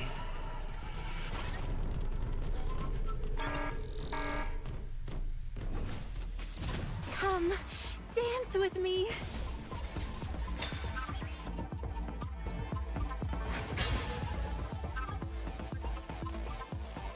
Your desperate resistance buys you only a sliver of space to retreat. You gasp, lungs burning, pushing your shackles to their limit. Pushing your shackles to their limit has left you even weaker. Your mind more scattered, more fragile. The figure before you stands bathed in crimson light, slowly consumed by the sea of flowers. And the gazes, the same ones that have haunted you from the darkness, break free from their feathers and resurface once more. They are everywhere, malicious, mocking, covetous, prying. In that instant, you feel as though all the malice in the world has fixed its eyes upon you. Life and death, a single breath between, a whisper tears the veil. You know this. The voices whisper, sliding past your ears like silk through a keyhole. And from the darkness, mist, the color of bruised teal, right toward you, winding around your body and seeking any passage into the fragile fortress of your mind. Offer no glance to the departed, lend no ear to the abyss, speak no questions to the spirits. You recite the warnings like prayers, blood-ridden and desperate. You press your palms hard against your ears, shutting them out, shutting them all out. But still, they seep through. Quite not. Your feet carried you here. Fate carries you home. Find your own road back. Follow what calls. Oh soul, return. They really keep on hinting. My dear. Oh. Fate is guiding you. Hey. You are destined to return to the origin, to return to my side. Go and see the shape of truth. Man. Shin's so freaking obsessed. No! Your heart convulses and your shackles shatter their last restraints. Savage crimson thorns burst from your flesh, spearing through you, nailing you to the moment of your undoing. Agony lances through every nerve, The world bleeds black as your knees find earth. And in that darkness, you feel them coming. The shadows, viscous and cold, surging forward to swallow what remains. A bell rings, clear as ice, sharp as a blade. White light erupts through the darkness, and the very fabric of this nightmare trembles. The crawling horrors crack splinters and fall away like sheets of painted glass. What is happening? Lichen is now saving us. Let the flood wash all stain, cleanse the crossing to the beyond. Oh my good lord. This is her non-corrupted form. She looks so pretty. Wow.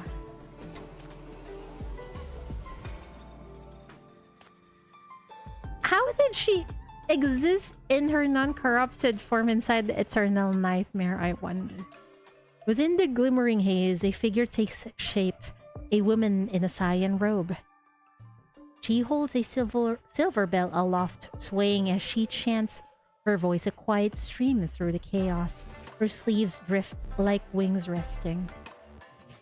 And from her, light emanates, not harsh, but purifying. I love this BGM of hers. It kind of reminds me of the Ying Ying's event BGM. The air itself grows still around her, as if heaven and earth have agreed that here, in this small space, only what is sacred may remain. And I've lost count of how many times Chief has been saved by hot women. Now twice in the same event. Twice in the same event. The one is a corrupted Lichen, and the second one is a non-corrupted Lichen. What is happening? The height of young, to young be called. The depth of yin, let yin be thralled. Has she been... They keep on saying yin and yang from the beginning of the event. Has she been severed in half? Like, we got this non-corrupted version of hers and then the other one who is corrupted.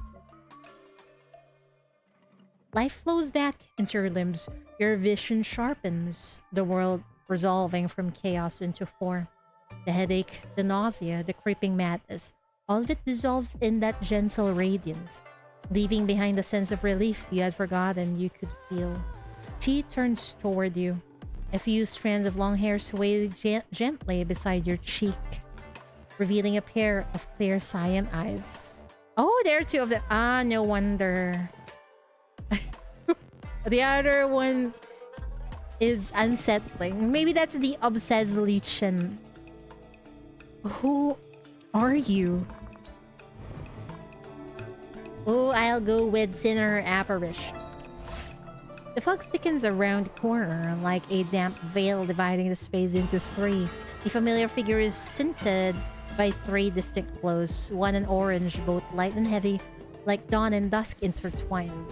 One a sharp, distorted spectrum of colors, and the last flicker restlessly between red and black. You sense you can tear away one of these glows and seize the familiar shadow. Wait for the portal to form. Oh, Endura Reticle. I actually want a reticle, not gonna lie. Let's go with this. Wait. Okay, Langley. I'll take you. Wait, one more. Ooh, we got the Yan Yan here. She could go with Lichen. What exactly does your be?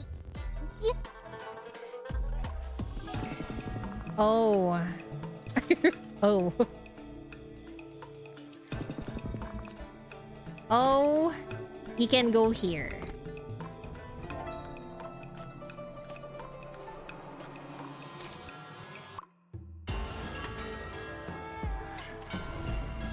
I like this music so much. Cannot move. Move limit plus 24. What? What was that? You sit down against the wall. The campsite's natural cleanliness seems to stem from some layer of thin membrane. It wraps around. You feel your fatigue being slowly pulled away as the candle's lingering warmth slows your heartbeat. By the time you rise, your clarity has seeped back into your soul. Okay.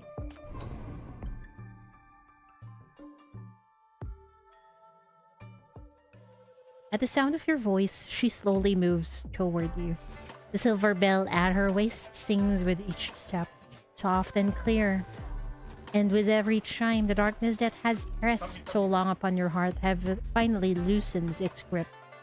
Dazed, you watch her crouch before you. She takes your hand. You're awake. No need for fear. I'm here. I like her voice so much. The sharp round of tearing bandages gives way to the gentle pressure of a fresh dressing. Then, through the thin fabric, you feel another's warmth. Solid and real. Okay, it's fine. Sleep well, Mishka. Thank you for dropping by, though. Only now can you be certain you have finally left the place where only ghosts wander. Finally, we got out of that place. A deep relaxation settles into your bones. Reaching out, you loosely grasp her sleeve and catch the faint, bittersweet scent of medicine cling to her. Okay, sleep after. Yes, I will definitely. I'm not sure if I can finish this tonight, though. We'll see.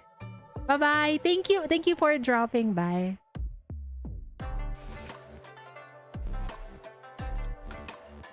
Wait, those clothes.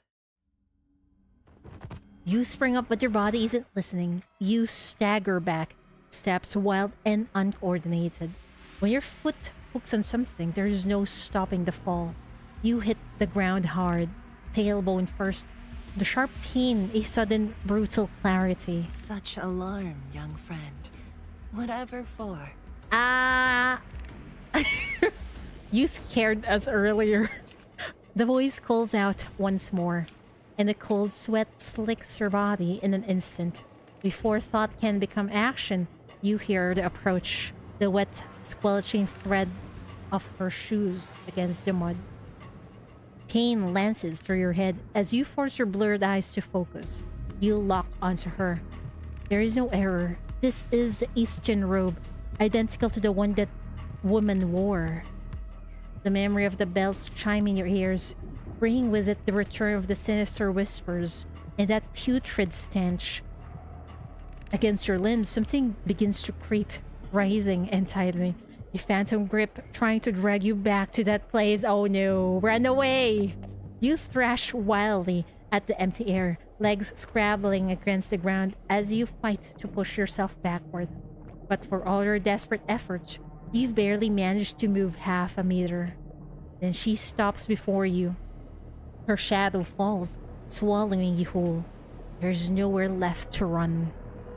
Don't come any. The sound that tears from your throat barely resembles your own voice anymore. She lowers her gaze, studying you for a long, thoughtful moment. Then something shifts in her eyes. She raises her fingers in a delicate pinching gesture and begins to speak. Her words slow and deliberate. Yin energy clings to you. Your spirit's gone to pieces. I fear some evil work. Not good. Not good at all. As she speaks, her hand reaches out and closes firmly around your shoulder. Wrench free, the hand doesn't budge. Instead, she uses her own momentum against you, leaping you over completely. An arm hooks under your armpit, scooping you up and tucking you against her side like a parcel. Her arm digs painfully into your chest. Your legs kick helplessly in the air, but the struggle only makes her grip tighten further. Keep squirming, young friend, and I'll have to make you less comfortable. She raises the other hand and waves it in front of your face. From nothing, golden threads kindle across her palm, glowing, gathering. No, you won't let her have you, not completely. You coil inward, arms folding, body curling, the writhe against her grip, desperate to slip loose. Still stubborn. Very well. Don't blame me for what comes. Her hand cuts through the air, forming a seal. Then pressure, invisible, omnidirectional, crushing in on you from everywhere at once. It adjusts you against her side like something like someone shifting a bag, and the casualness of it makes her stomach turn. Is Chief actually light? You are nothing to her. But wait, her voice rises. According to the scripture of purifying the heart, to dispel nightmares, one must press the philtrum with the left hand 27 times. What the fuck is a philtrum? 27? And recite the heart-purifying incantation and beseech the divine's protection. Suddenly she stops. With a slow shake of her head, her expression shifts to one of grave alarm. Her hand gropes behind her back, finally producing a rolled booklet. With a sharp flick of her wrist, it unfurls with an audible swoosh, and she starts flipping pages in a desperate hurry. Did she just forget what she's about to say? This is awkward. Don't tell me you forgot the incantation? The booklet is slapped hard against your lip. The musky odor of decaying paper invades your senses, thick and suffocating. Wait, I got a whiplash of change in the vibes. Nonsense. The phantoms in your dreams must have scrambled your wits, young friend. Hence this babble. Nah, you forgot what you're about to say. This incantation, that incantation. What does it matter? Sincerity is what counts, as long as it saves you. With that, she simply stuffs the booklet back behind her, clears her throat, and reaches toward the area beneath your nose. What? Her murmuring drifts into your ears. First, fragments about Lord of the Great White, then invocations, spirits of heaven, spirits of earth, and then all those murmurs give way to a humming tune. All the while, her thumb works against your philtrum in erratic pounding jabs. Barely 10 presses, but each one feels strong enough to drive your teeth through your gums. You gather yourself to protest, but her voice cuts off. In the same breath, small bottle appears in her hand, and its contents splash across your face. Ash-tainted water hits you, and your whole body shudders. Are you done yet? Stop! Wisdom pure and clear, spirit at peace. Begone! Warmth blooms from your philtrum, gentle at first, then rippling through your limbs like thaw after deep cold. Your mind sharpens, suddenly clear. The whispers, the phantom touches, the creeping dread, all of it withdraws like a retreating tide.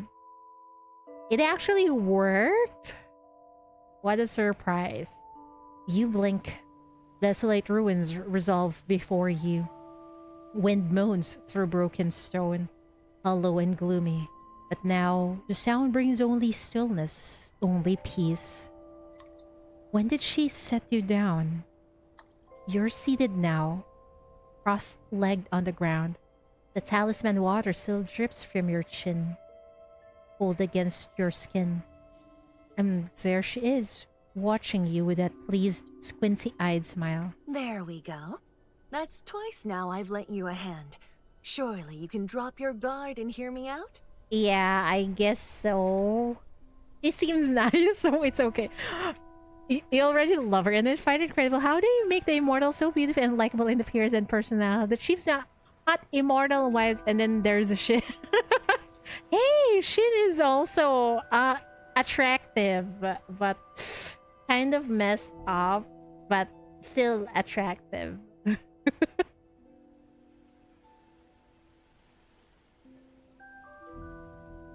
Every immortal we've met, they really leave so much impression on me. I have grown attached to them. Especially Shin, I guess. She rests her chin on one hand and extends the other toward you. But gently now, without command, her palm simply waits, open and patient. You're still foggy, but her hand lifts on its own, finding hers. Her palm is cool against your skin, soft, and beneath it, a pulse ticks gently against your fingers. Not a ghost, not a corpse, alive. She draws you up, steady and sure, until you're standing. I'm Lichen. Young friend, do you remember me? It's pronounced as Lichen, I see. Thank you. I remember you. Your other scary self. Yeah.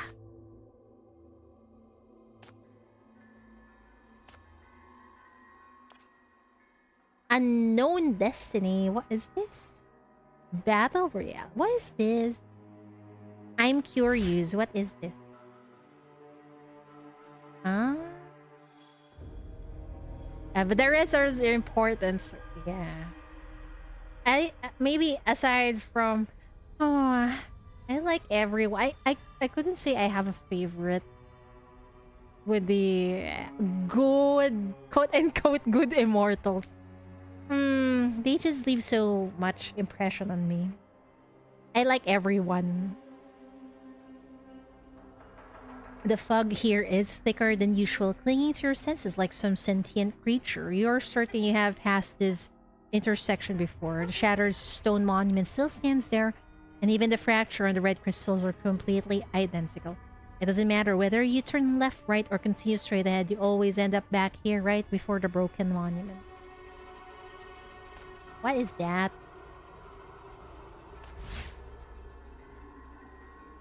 You find a crowd of revenants at the street corner. Their mouths remain still, yet you feel their voices stab into your mind. Red light flares from all directions as they swarm toward you. It seems they have noticed you, a living being. Yes, we battle. We battle. Great. Oh my! As wisteria blooms, behold the splendor. Oh wait! They passed through there! Come on! I thought they cannot pass there, bro. As wisteria blooms, behold the splendor.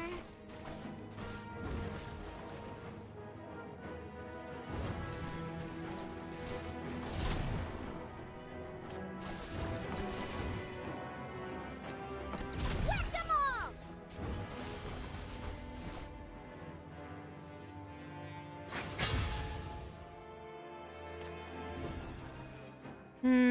Magic damage.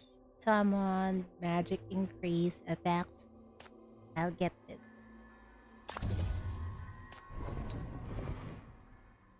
We got a lot of sand recovery. Can I just go here? Oh no, it's still sealed. We cannot. We'll just grab more illusory moon. Oh, Lichen walks through the ruins without a care in the world. Hi, honey. Oh, hi Mori. Oh wait, Tooch. Welcome. For me, it's difficult to choose a favorite immortal as well. They're all perfect, and Shin's only redeeming quality is her up here. Shin's redeeming quality is her up. No, Shin's redeeming. Well, I guess you can't call it redeeming quality because she's messed up in the head. But that's one of the things that makes her attractive, right? Wondering why am I away? Maybe, I don't know, is it time to wake up on that side of the world? You free your feet from the sucking mud and kick loose rubble aside. The handkerchief, Lichen gave you works across your face, scrubbing away grime, but it can't erase the ashy taste of talisman water still clinging to your senses. At least your head feels clearer a little. still dark outside. Oh. Right. So it's 4 a.m. You wake up early, right? You raise your eyes to the ruins. So this is what Maria City looks like. A ruin. They stand silent, hollow. In the distance, white fog unfurls, curling through cracks in the brickwork like breath, like something alive. Something watches from within, a gaze thick with ill intent. And through it all, one person wanders, utterly unconcerned. The Tao dwells in breath. The heart neighbors the void. In stillness, illumination. In illumination, eternal tranquility. The cyan-robed Taoist moves through the endless fog, leisurely as a dream, her soft chanting accompanied by the gentle ring of the bell. Wherever the sound reaches, the mournful wails simply cease. I still want to sleep. Sleep well. Go back to sleep. Wisp of low gray cloud drift near her. She notices them, smiles, and flicks her sleeve. The gust disperses them like thought. She walks on, untouched by mud, unmarked by the mire. Then, as if feeling your gaze, she turns. Her eyes find yours, transfixed as you are, and her serene expression breaks, blooms, and becomes a smile meant just for you. Where the bell chimes, evil spirits retreat. Everything within 100 meters is as safe as can be. Look at that face. This doesn't make any sense. What? Seeing still not believing? You won't accept that Taoism has its own divine arts? Do I really have to drag you to the Tianyi sect and make you learn a few tricks before you see the light? Lady, I don't understand what you're saying. Some sinners are evil because they're crazy and can't be saved. And those who can't be saved can still be coexist. Shin is pure evil. Ain't that right? Shin is pure evil. Yeah. And that's what makes her fascinating though. She's just crazy and fascinating. I mean, yeah, maybe I'm just attracted to those certain kinds of character. You say nothing. Instead, you slide half a step back until the cold wall presses against your spine. Divine arts. Right. You've seen strange things before. Demons, monsters, things wearing friendly faces. You haven't forgotten. You won't be fooled by a pleasant smile and a clean robe. And you're certainly not about to start asking questions like some trusting fool. Wow, Chief got traumatized from her first encounter with Lichen. He doesn't seem to mind your silence. She simply continues talking, unhurried, as if she has all the time in the world. I came on urgent business. Knew I couldn't go it alone. Cast a divination, seeking aid. Followed the signs. And they led me straight to you, young friend. What I didn't expect was that the good kid everyone praises so highly would sneak out of camp, wander into a forbidden zone, and end up sprawled out in the mud. Took some doing to wake you, I'll have you know. So, what's the story? Our famously clever little guide, sharp as a blade. Lost? Were you sleepwalking? Homesick, maybe? He leans down, hand reaching for your head. You dodge. Who are you? The question is out before you can stop it, and you immediately regret it. The recognition in her eyes is unmistakable. She cocks an eyebrow, gaze sharpening as she studies you through narrowed lids. You lick her lips and offer nothing. To your relief, she doesn't push. Just a small, knowing smile, and she picks up where she left off. A foreign name can't be that hard to remember. This is the last time I'll remind you. Forget it again, and I might just be heartbroken. This humble one's surname is Li, given name Shenling. I go by Lichen, disciple of the Tianyi sect, seeker of the Tao from the eastern continent, and part-time consultant for a certain expedition. Ah, why have she become a consultant? Ah. Given name is Xianling. I see. But she goes by Lichen. Uh-huh. Got it. Same as you. I'm a special guest invited by the scientists. Hi, White Rose. Welcome. Eastern continent. Also, when are we going to the Eastern continent? I am awfully curious on what is in there. That's right. The nation on the eastern coast. Oh.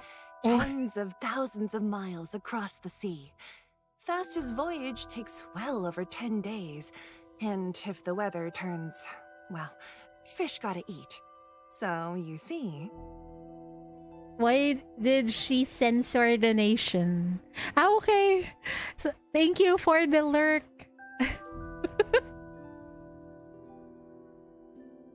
The star fell in the region, so it makes sense why people who live in... Wait, the perishing star fell in the eastern continent? I thought it fell near the city. In the sea. This sea.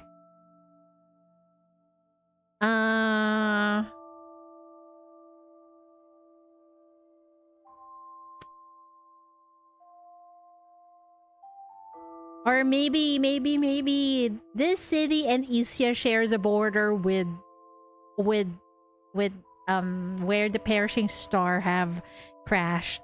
Maybe. She reaches for your head again. You try to dodge, but the wall is right there. Your head thumps against it just as her fingers connect with your brow. To meet you here, of all places, we must be kindred spirits, blessed by the heavens.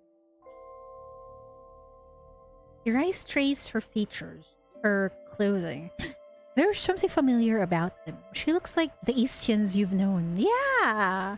There's Deruo and Yugu. Which means if this truly is the expedition era, the early NF20s, then you've encountered others like her before. I think it fell wasn't Ying Ying the first sinner. Wasn't Ying Ying the first sinner?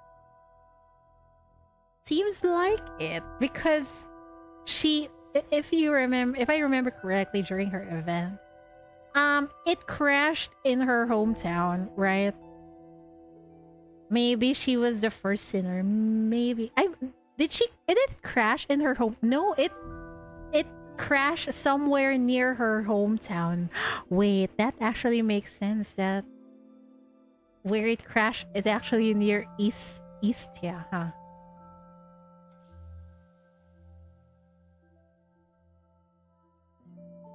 There you go. Istia? Where's Wait, that? she doesn't even know what Istia is. Maybe it doesn't exist yet. Before, I don't know. A time before Istia. Before the city-states. When their people were divided into nations. The Eastern continent. Ah, okay. So you call it the Eastern continent prior to Istia. Istia is the current... like city-state similar to this city. Okay, got it. You could ask. The questions burn on your tongue. Instead, you hold him in. Just ask, Chief. You watch her in silence, spine against the cold wall, refusing to come closer. That look. Are you thinking, why'd the scientists bring along some mystical charlatans spouting nonsense? You said no such thing. You have no desire to converse with her. But then you see her pinch her fingers together, assuming an air of enigmatic wisdom. Rude little one. Show some respect. The Tao of heaven is in disarray. Yin and yang all thrown off balance. Those fancy Western formulas of the expedition aren't half as useful as my Taoist arts. Take just now, for instance. Without the pure chime of my bell, you'd probably still be weeping away in that nightmare. You know what's fascinating is it seems like people from Istia are, even though they're not sinners, or are they already sinners? I don't know. At this point in time, I'm not sure if Lichen is already a sinner or what, but probably not. They seem to have some sort of control with the mania, even though they're not sinners. That's what I find fascinating. You weren't crying. That was no ordinary nightmare. That was, you tried to recall that blurry and dreadful dream, yet find no words to describe it. She watches you with keen interest for a moment before her expression turns serious. From the look of it, you just entered the void of yin, didn't you? Void of yin? That's what the Tianyi sect calls it. The realm of yang and the void of yin. Two sides of the same ruins. The little curly-haired one came up with the name too, but it was such a mouthful I forgot it. Helen and her lot have a simpler Western way of putting it. Reality, and its shadow, dream. When that baleful star fell from the heavens, every living thing in this lakeside town vanished overnight. In their place, things unseen and unspeakable gathered slowly, beyond reality, within dreams, and built themselves a city of ghosts and spirits. Ah. Are you telling me people's consciousness, the ones who have already died, have gathered in this place? Because of the perishing star? What is it really, man? Ghosts and spirits, she means demonic entities, doesn't she? The ones that wore false faces and tried to take you. It's not a bad word for them. They were insubstantial as smoke, yet touched with something deeply uncanny. Ghosts and spirits commune with heaven and earth, transcend past and present, omniscient, omnipotent, close to the Tao of heaven itself. So, the slightest stir on their side ripples through all things on ours. What? So what happens in the quote-unquote dream also can affect reality? Let's take a note of that. This is the ruins of Maria City. We, the living, dwell on its yang side. Ghosts and spirits keep watch in the void of yin. The baleful star bridged the two, and the expedition, they came seeking that hidden path. Maria City displays again. Have you been to the void of yin too? Did you find an entrance? I was just about to ask you the same thing. The realm of yang and the void of yin are two separate worlds. Ordinary people can neither see nor touch the other side. Force your way in recklessly and you only invite disaster. I've dreamed of it once or twice, not even sure those were real. But you... Only a rare few with extraordinary gifts and the right fate can enter the ruined city, close their eyes, take a nap, and slip right into the void of yin. I'm green with envy, I tell you. Don't be. It's a horrible place. Envy. You stare at her, incredulous. Those twisted stone statues, those paper effigies, each one more disturbing than the last. You couldn't even tell what they were. Human, object, dead, alive. You breath deep and look at her again. Really look. The patterns on her robe are nearly identical to what the dead wore. The one in your dream who commanded shadows to attack. Coincidence? It can't be. Then what is she really after? Coming here for this void of yin. All right then, tell me. What did you see in the void of yin just now, young friend? You! Your evil self. Someone who could control ghosts. Someone dead. Clothes that person wore looked a lot like yours.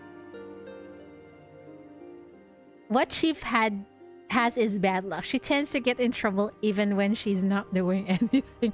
That's true. See, even if she's just sleeping, she gets into trouble. You let the final word hang in the air, heavy with intention, and watch. Looked like mine? Mm-hmm. Could it be? Lichen's eyes brighten, alive with interest. She leans in half a step, sleeves drifting with the movement. You saw my shrivel. What? Shifa? She doesn't answer you, already lost in her own joy. I knew it. She's here, right here. All that searching, it wasn't for nothing. Here, let me give you a proper introduction. My shrivel's name is... Never mind, you won't remember it anyway. Point is, she's the Grand Master of the Tianyi sect, great mystic of the nation, Eastern Continent. What? I think we're not on the same page. Decades ago, she was already performing divinations and exorcisms for the people online. What? Training an exceptional disciple, namely me, amassing tens of thousands of fans. I mean, devoted believers. Wait. Performing divinations and exorcism for the people online? That sounds like a scam though. Training an exceptional disciple. Thousands of fans. She seems like a scam. I don't know. They had online influencer scams in the Eastern Continent a century ago. Exactly my thoughts, Chief. You're thinking something rude again. No. That my shrivel's a fraud, just like me? Yeah. Different. She has real talent. Did she just admit she really is a fraud? Years before the nightfall, my shrivel had already divined the perishing star's arrival. I'm grateful to my younger self for reading those bad translated cultivation novels. Otherwise, I would be cooked with this event. I only have brief interactions with cultivation. It's more like a man was. But I'm not sure if we could still apply it here because this is the OG one, the Chinese version.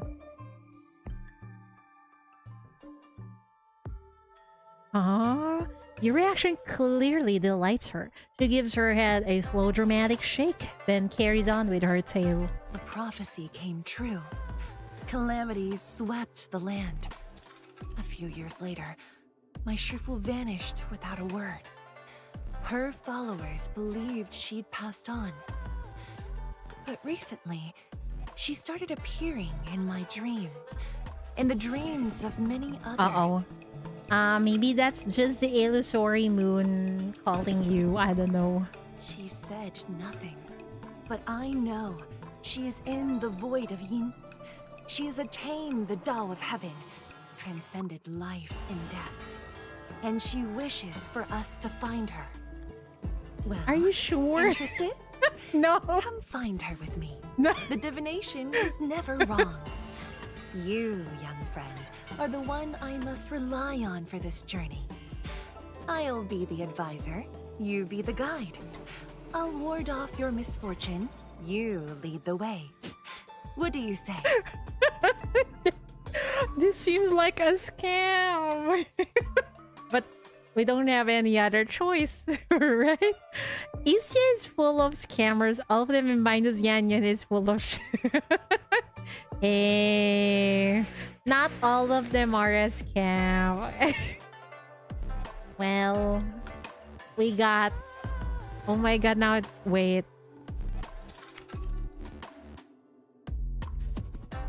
You're right. I think Yan Yan is the nicest one of all. Oh my good lord. On top of my head, yeah. Most of them are scam. You have Duro, you have Yugu, you have Shu. Who else? Did I forget someone? Ying Ying. Well, Ying is a nice girl, okay? Ying Ying is a nice girl. She's not a scammer. See? Ying Ying. Yang Yang. Yeah, Yan Yan and Ying Ying. Right. She's a nice girl. Mm-hmm.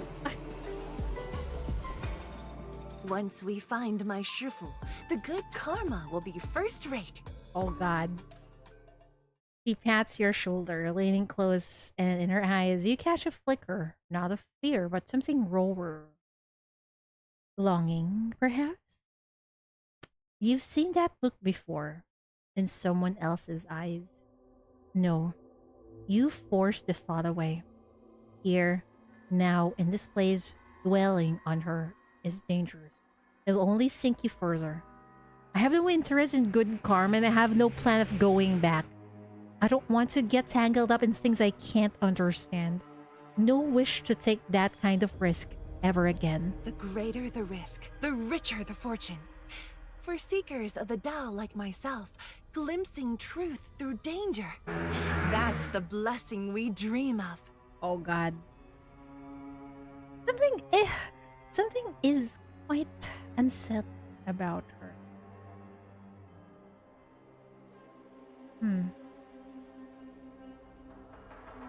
He seems to be trying to grasp something that is definitely seems like her imagination. She seems a little crazy. Exactly. She seems to be trying to grasp onto something that isn't really there, you know? Easy for you to say, that place can cost you your life. If you want to know what I learned there, what it taught me, it's this. Stay far away.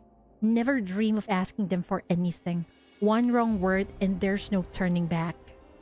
I will never go back to that place. The bell at her waist draws your gaze like a moth to flame. You try to look away, command yourself to, but your eyes won't obey. Your hands are shaking. You didn't even notice until now. Silence hangs above you for a long moment. Then, soft as breath, a sigh. But where in this world is not dangerous? These are not fortunate times. Anyone with aspirations must steel their resolve, be ready for sacrifice. She has a point. Look at you, this expedition, venturing into ruined towns and abandoned cities. Was that all just to stay safe? Words fail you. What could you possibly say to her? You're just a child who wandered off from the group and stumbled into Maria City like a fool. If you try to explain, no, you stop yourself. You don't owe her an explanation. I don't want anything from this place. I don't seek danger. I don't seek what I can't get. I just want to leave. She gazes at you. She gazes at you quietly for a moment, then lets out a soft chuckle. All right. I'll stop pushing you. No matter how gifted you are, young friend, you're still a child at heart. Knowing fear is a good thing, especially in a place like this. I can tell you've been through far too many frights. Rest assured, there is still one last safe place in this world. Mid-sentence, she pulls a long hairpin from her hair, a casual gesture, unhurried. Behind her, a scratching sound begins, faint at first, then insistent. Like claws on wood, like something trying to get out, fog seeps from the shadows ahead, taking shape. She doesn't turn, just lifts her hand, sleeve falling back to reveal her wrist, and flicks. The hairpin pierces the forehead of the monster formed from fog. What the fuck? She can kill a corruptor with just her hairpin? If that ain't crazy, I don't know what is. Stay by my side. I'll keep you safe. Oh. Did we trust her? I'm having trust issues once again. Good lord. Everyone goes here.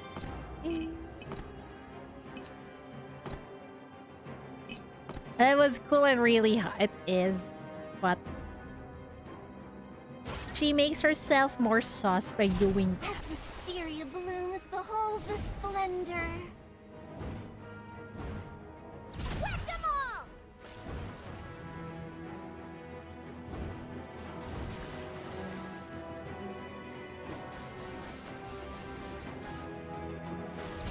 As wisteria blooms, behold the splendor. D-Matrix, activate!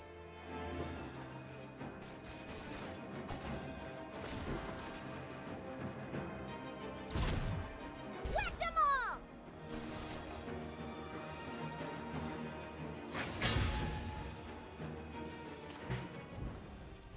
The last glimmer of the paper talisman dies, swallowed by the fog. For a long second, there's nothing, only quiet, only gray. Then sound returns, a bell's crisp chime, and Lichen's voice, warm with laughter. I know. Children fear such things. The path to my Shifu must be crawling with ghosts and spirits. I shouldn't force you to brave such dangers. Then again, staying in the realm of young may not be any safer, and leaving you alone would only worry me. Why not come with me for a while? I can keep them at bay. I promise, none of them will get close to you. Yeah, Chief already said she doesn't want to go back there. Why are you so insistent? Her hand extends toward you, waiting. You follow the line of it. That same hand that just destroyed a monster like it was nothing. Her face is calm, almost lazy, but her posture is impossibly straight. Mist curls at her feet, and for a heartbeat, she looks like something out of a legend. A Taoist immortal, come down from the mountains. You swallow hard. You don't trust her, but right now, she's your best chance at getting out of this alive. Accept. You leave her hand hanging in the air. Instead, you draw a breath and give her a single nod. Her lips curve. Without a word, she folds her hand behind her back. Then I'll take that as a yes, young friend. Agreement or not, the chill won't stop. It crawls up your back, bringing with it memories. The dead city from your dreams, the flagstones slick with something wrong, and chimes and whispers that threaded through the air like poison. And her, the ashen one, dressed just like Lichen. You shake yourself and find Lichen already turned, facing the mist and smiling at whatever lurks within. She seems quite crazy to me, man. All right, let's be off. Time waits for no one. Unlike before, she is no longer the leisurely figure trailing behind you. with an air of calm composure. Now she strides forward with swift, resolute steps, heading toward the deeper shadows among the ruins. You are left behind, seizing the opportunity. You reach out and attempt to summon your most familiar weapon. Release the shaft. Red sparks in your palm and dies. Scatters like embers in a wind that isn't there. Your hand closes on emptiness. You look up. She's vanishing around a crumbling wall. The chill that's been creeping now settles deep. What the fuck is this? She doesn't seem to be real either. I mean, well, this is a dream, but she's acting like a ghost. She's definitely joining the group of crazy women. I thought she's like a motherly figure. I am so wrong. I guess we got that already with Shin. Wait, let me go charge my phone. It's dying.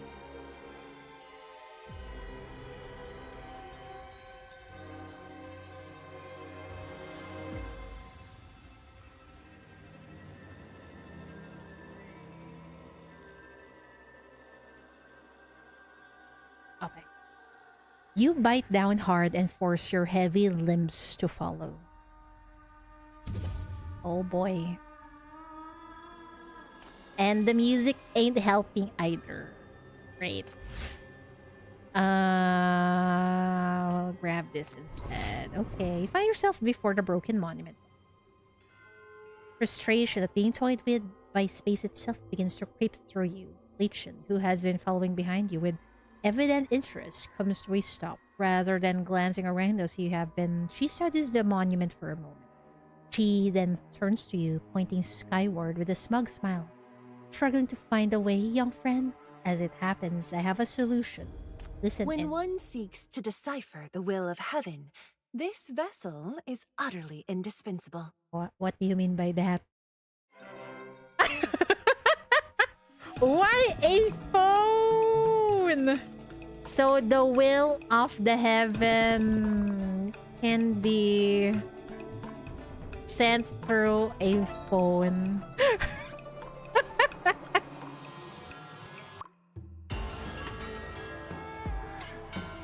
Also, that looks like an old iPhone. What is that? The NF-22 flagship communication terminal, procured just before I joined the team.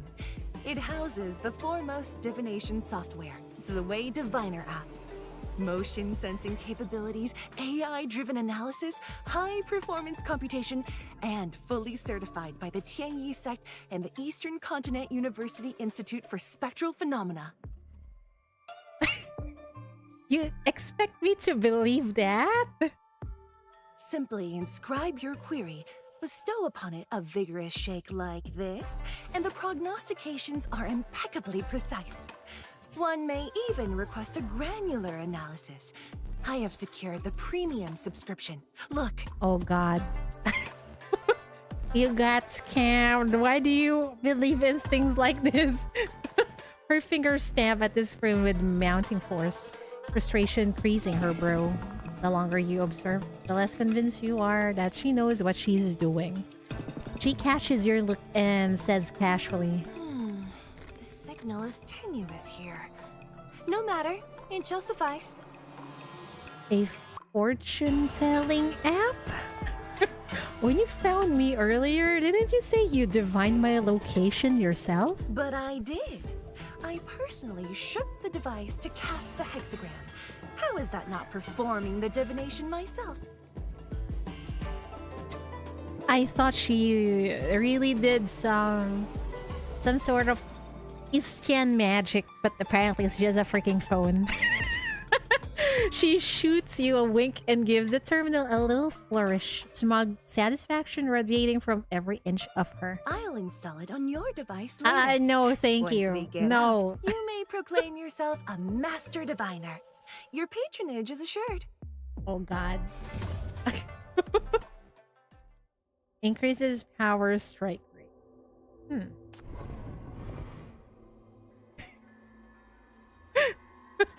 I'm surprised they had all that in the past. Well, I think the past here is kind of like what we currently have right now. So it feels like this city and the city states and even Istia probably comes in like in our point of view the future.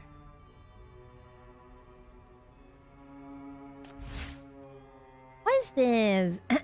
Beneath a half-collapsed Eve, you discover four figures seated together. They are completely petrified, their forms blanketed in thick dust. Yet the scene is not so much horrifying as it is absurd. They appear to have been in the middle of some kind of card game. The player facing you still clutches a card in a death grip, poised to slap it down triumphantly. Lichen loops around the table, examining it from every angle before letting out a sigh. Is that mahjong? I do not understand any of this. She turns to you, gesturing for you to take a look as well. Take a look. What's You lean in for a closer look. Each card is marked with points, but the one being held aloft is completely blank. Then you blink, and blood begins seeping across its surface, slowly forming two twisted, peculiar characters. A gust of wind blows through, and the hand clutching the card suddenly snaps off, cutting the ground before crumbling into a pile of dust. Lichen jumps at first, but after studying the scene more carefully, she concludes that this player was about to cheat. She turns to you with a mischievous grin. How about I teach you mahjong sometime, along with my own secret cheats? Learn. Whenever they mention that side of the world, it's always more magical and spirit. Yeah, that's why I'm curious. I'm curious on what Istia would look like. I would love to have a main story setting that has a setting in Istia. Shadow Veil? Power strike damage. If the wearer has a shield, increase power strike damage. Okay. You find yourself back here again, still lost. Back here again. Your winds are a labyrinth, but at least the buildings are real, solid, unlike your progress, which has somehow landed you at this same broken pillar for the fourth time. You're running on empty. One hand slaps against the cold stone for support, while the other digs into your shaking knee. You can't seem to catch your breath. And the monsters won't stop. They slither out of the shadows, teeth and claws and wrongness, and Lichen deals with each one like it's nothing. But it's not nothing to you. Every appearance grinds down what's left of your composure. You're close. Too close to breaking. Maybe we are getting led into more encounters of these monsters. I don't know. So that we would go back to that dreadful nightmare. Still can't find the way out. Just as that one said, the more souls wandering the realm of young, the more tangled the path becomes. A clever snare. Either we all lose our way together, or we're picked off one by one. She starts chuckling, as if admiring a well-crafted puzzle. Spirits don't win with force. They win with cunning. Behind her, in the shadowed corner, something stirs. A mass of darkness writes, wet and slow. You open your mouth to warn her. Her fist clenches backward, without looking, and golden light erupts from nowhere. The monster is simply gone, crushed into nothing. What in the actual fuck? She might act stupid at times, but she's actually really quite powerful, huh? She's becoming more and more sus in my eyes. We can't linger. If we don't find my shrivel before dusk. Well, a perfect chance to try that little trick. What little trick? What are you doing now? Your question hangs in air, unanswered. She's already pacing, already pulling out an array of curious objects, already lost in her own excited murmurings. To her, you've ceased to exist. where the yin energy pulls, spirits cling. With blood as the lure, the body as the bait, they shall find their anchor.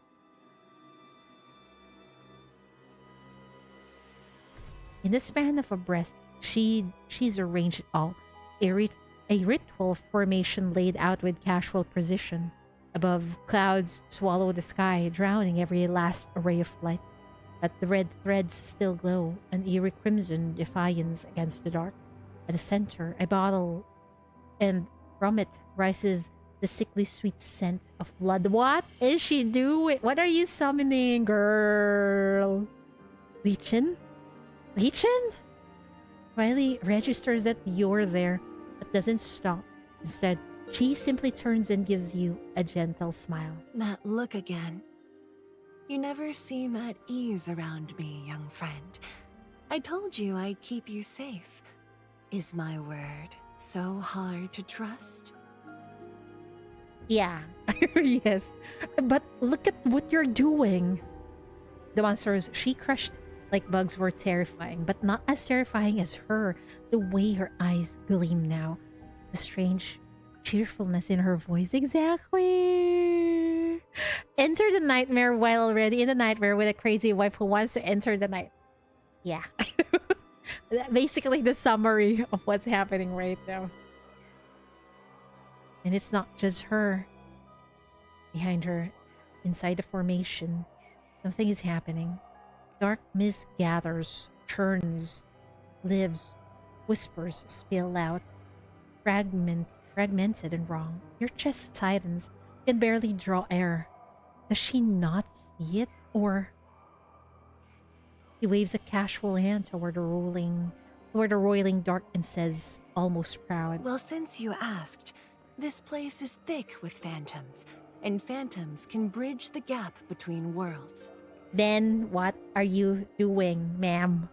So, according to volume 999 of my Schriffle's whimsical musings, why not just open a ghost gate and invite them over for a proper chat? What are you doing? Girl, can't you see if those things appear? Chief or the little guide becomes more and more unwell. It eats at her sanity. You're luring them out on purpose? To commune with all things is to know the true Tao of heaven and earth. Professor Sheen also found the practice fascinating. What the fuck? She has a sharp eye for such things. Oh no. How are you related to Shin? No wonder both of them are crazy, man. And no wonder Shin is interested in this way of communication. Because Shin wants to communicate with whatever is inside the perishing star, right? What the fuck? You're on her side? You actually agree with her. Agree or not, it matters little. It's just an old saying. If I learn the truth at dawn, I can die content by dusk. Oh my god, she's crazy. Formation is now alive. Threads pulse with growing rhythm, and you realize with horror that you have no idea when this began or how. She stands at its heart, serene as violent winds tear at her clothes. The bell swings in frenzy. It's ringing, accelerating until it's not separate chimes, but one endless piercing shriek that flays your senses. The terror returns. It sinks into your marrow, your blood, your breath. You can't let this continue. You won't. You have to stop her. Stop. Just stop. You think just because you call them, they'll give you answers? Don't bargain with spirits. Don't ask them for truth. They always demand a price. A price? Then let them come to collect. If they can, I'll gladly owe them one. Oh my good lord, you crazy. But if they can't, well, they'll have to concede defeat.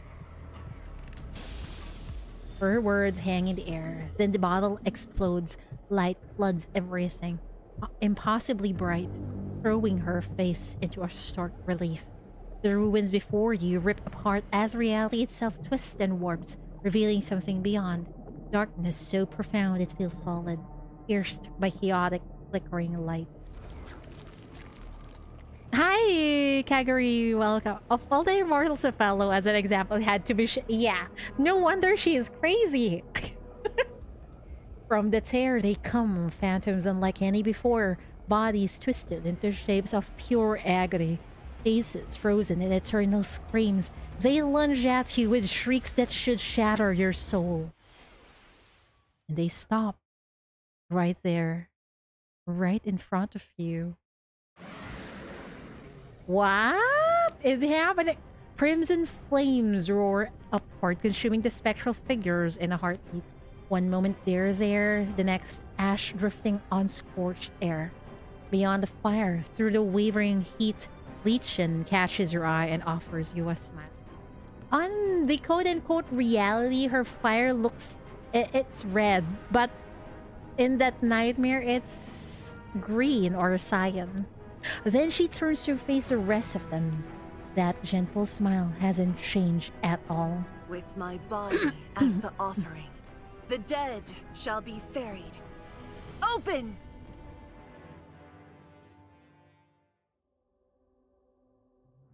What have you done? Also, what is this fucking field? Oh my good lord.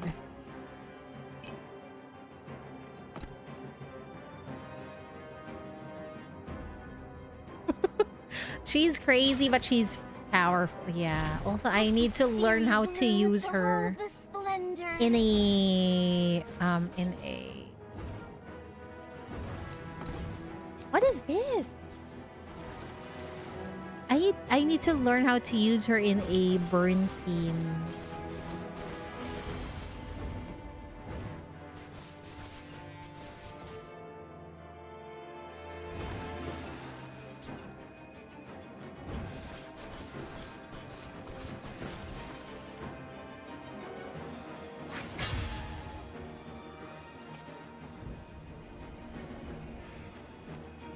Phantoms wail all around her, echoes of torment.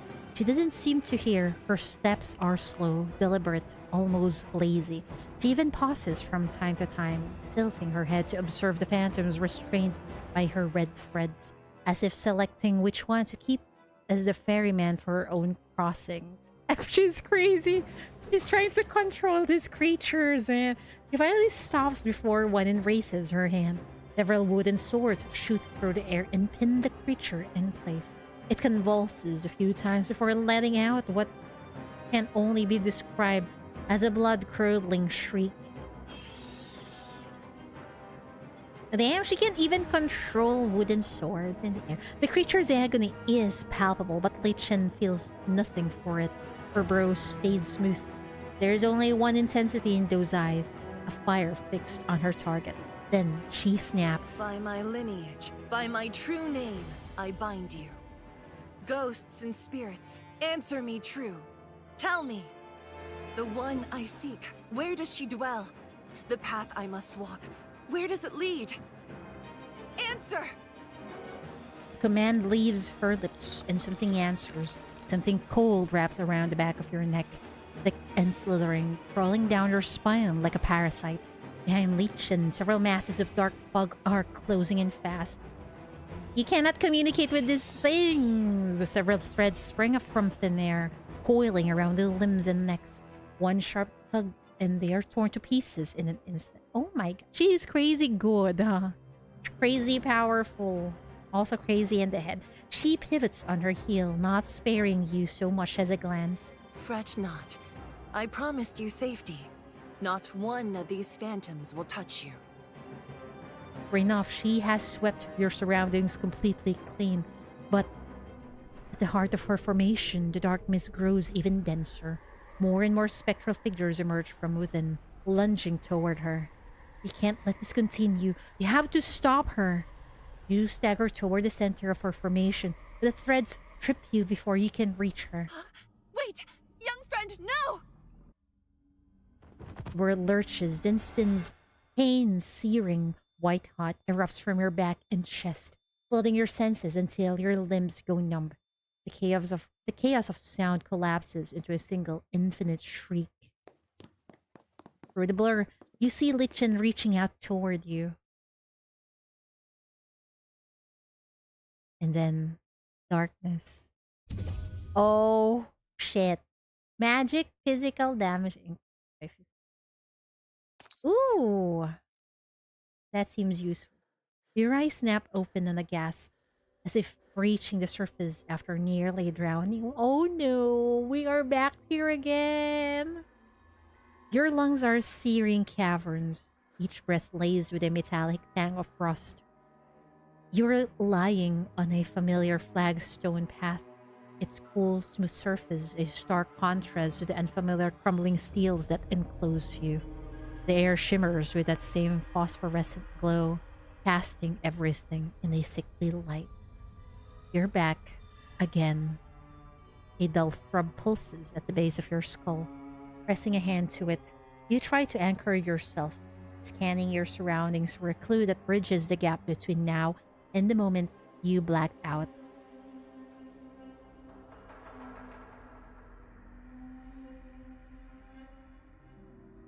So, according to volume 999 of my Schriffle's whimsical musings, why not just open a ghost gate and invite them over for a proper chat? It's still strange to choose to control a random spirit, since you can't even know if the spirit knows anything or if it's just an idiot. Yeah, and you don't know if what it's about to do. It seems really reckless. Who is this Shifu of hers that she's so reckless into doing all this crazy thing?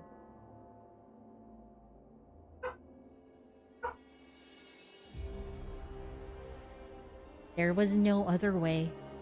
Stopping her ritual wasn't a choice, it was survival. She warned it would destroy your world, and you believed her. The justification won't carry you out of here. Right now, survival means moving. Stand up. A soft clink sounds beneath your foot. You glance down and find it, a single copper coin.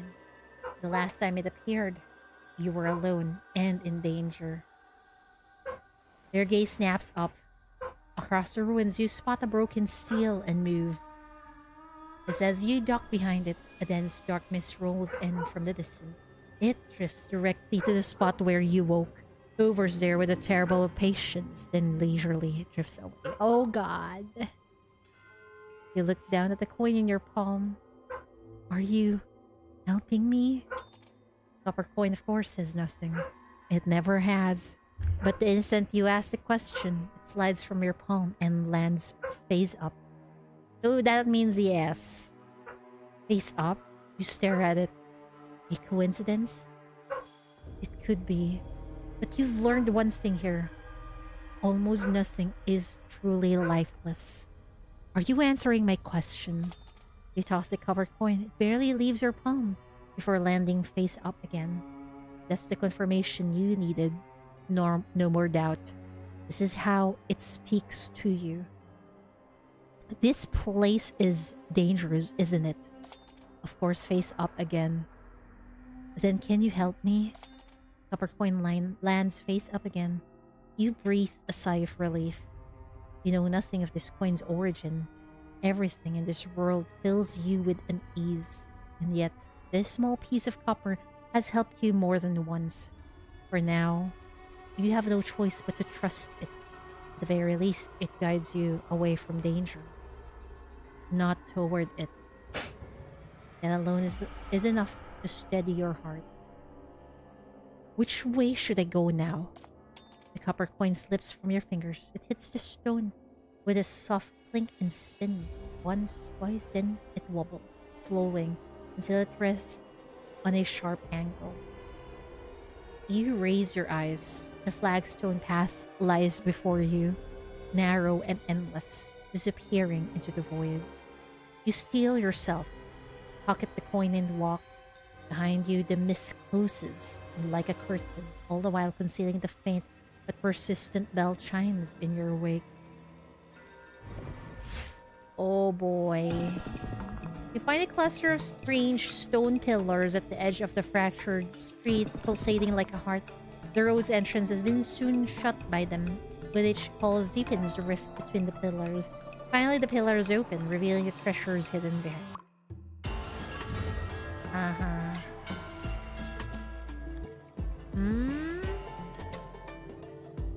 Okay.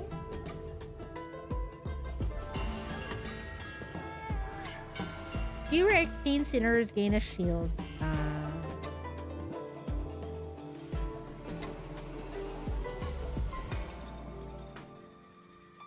I'll grab this for the fusion shenanigans.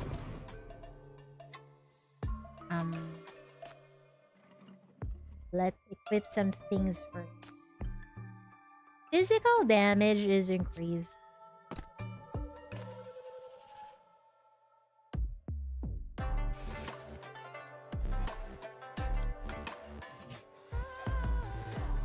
Power strike damage.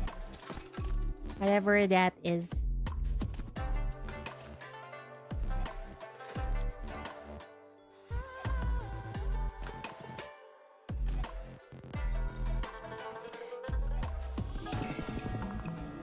Oh, this seems useful.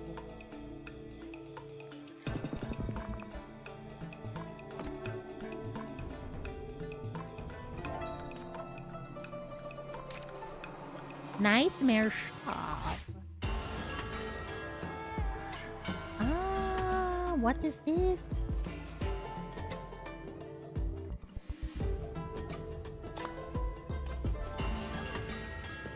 Obtain one random void crystal.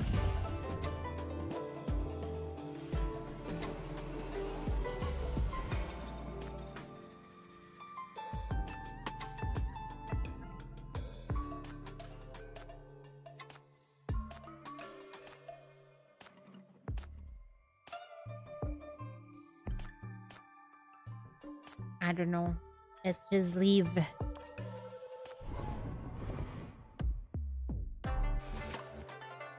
One star card. Huh?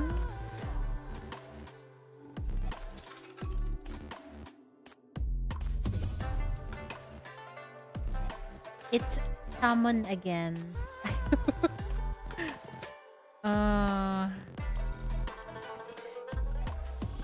I don't know what power strike is. Me too. I don't know. Colors that do not belong here appear by the roadside. A tattered soul in the form of a pile of ash, long since stripped of any semblance to a human. Yet within the ashen mass, something flickers, weakly and persistently. In a place like the void of yin, any light could prove to be a deadly trap. You are utterly exhausted. Your mind is drained. Reason tells you not to invite trouble, but you sense that flickering glow is trying to convey something to you. You raise the copper coin toward the pile of ashes and silently ask, is it a trap? What? Is it a trap? The copper coin falls. Hails. You breathe a sigh of relief and ask a follow-up question. Can I take it?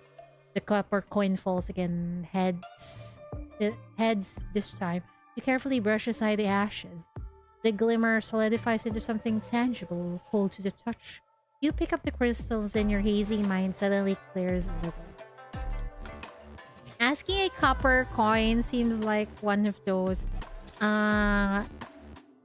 sticks where if you throw it, it's like you ask a deity, I think, and if you throw those sticks, it tells you what. If you ask a question, it answers somehow that question. Take a crystal. Okay. What is this?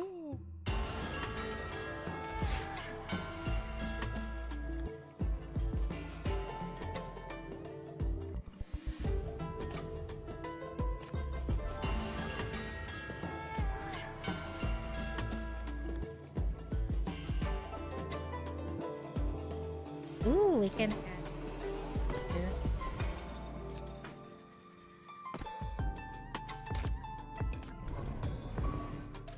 You stumble into the shadowy ruins alone with no exit in sight. You've lost count of the steps. The flagstone path stretches endlessly, uneventful, but your body has stopped pretending. You brace against your knee to rest, and the moment you double over, your stomach lurches. Gasping, you open your palm. Should we keep going? The coin lands face up. Your chest tightens, but you don't argue. You pick up the coin, steady it on your thumb, and prepare to flip again. How much further to the exit? You close your mouth the moment the words leave it. Too complex. Coin can't answer that. You grip it tightly, searching for the right question.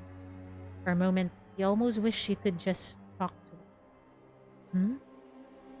The thought hits like a slap. That's what she would do.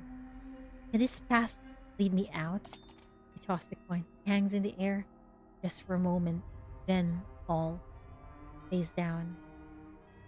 Patience. You have to be patient.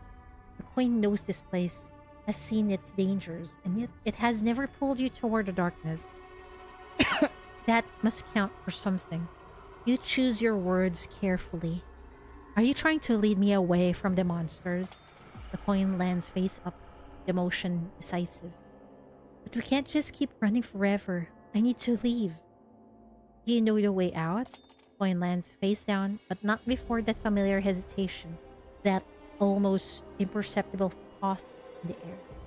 Then, what now? Do you just wander this world forever? Is there anyone who might know the way out? Who could possibly be so eager to help you? If avoiding danger doesn't solve the problem, then there's only one option left. We have to walk toward it. Her silhouette rises from the darkness of your mind. Unwelcome but undeniable. At this dead end, she has become your only inspiration. I have to do it her way. As if reading your thought, the coin slips from your fingertips, landing face down with a soft clink. Eh? I know it's dangerous, but if I don't ask them, will I be trapped here forever? You flick your wrist. Coin arcs, strikes stone, and spins. And spins and spins longer than it should. You wait, heart pounding, but it refuses to stop. It doesn't want to answer. Answer me! The childish shout tears from your throat, and the coin freezes mid-spin. Then, impossibly, it stops right on its edge. I'll take that as a yes. Then that's the only choice I have, right? No need to flip the coin. You already know the answer. You grip it until its edges bite your palm and turn, only to freeze. A stone statue stands directly before you. Before you, so close you could almost touch it. You're certain it wasn't there a moment ago. The eyes are sealed shut, his expression serene, as if carved mid-prayer. Brows low, gaze lower towards some unseen altar. You steady yourself with a breath and force your feet forward. Please show me a way out. A moment passes and nothing stirs. Have you been so frightened for so long that you can't recognize a simple statue anymore? The thought almost convinces you. Almost. You start to turn away. The statue moves. Slowly, joint by joint, it rotates to face the distance. Through the haze, your breath catches. More statues, one after another, identical and still, stretching endlessly into the fog. Follow the example of crazy hot woman, because we cannot get out of here unless we do it, I think. Oh boy.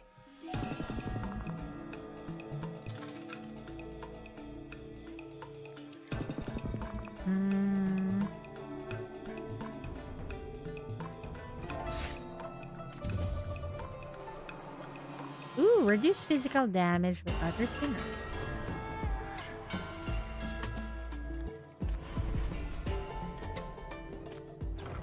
At the far end, the last statue turns.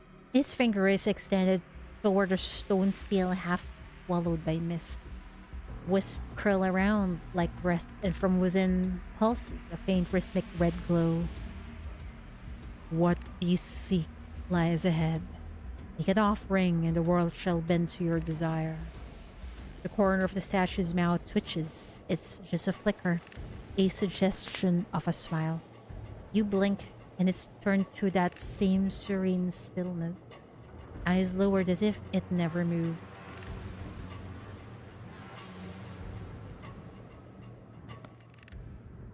You force yourself toward the stone steel. The flagstone path gives way to dry earth, but it doesn't feel dry beneath your feet. It feels soft, alive. Each step sinks slightly, as if the ground itself is tasting you, throwing you in with cautious, greedy hunger. Mist rises from each step, thick and cold, raising the world behind you. It curls around your arms, your throat, not damp, not airy, but strangely solid, like the soft, cold fingers of a corpse tracing your skin. What the fuck? You take a deep breath and touches the steel. The cold stone warms, then burns, and you press harder through the pain.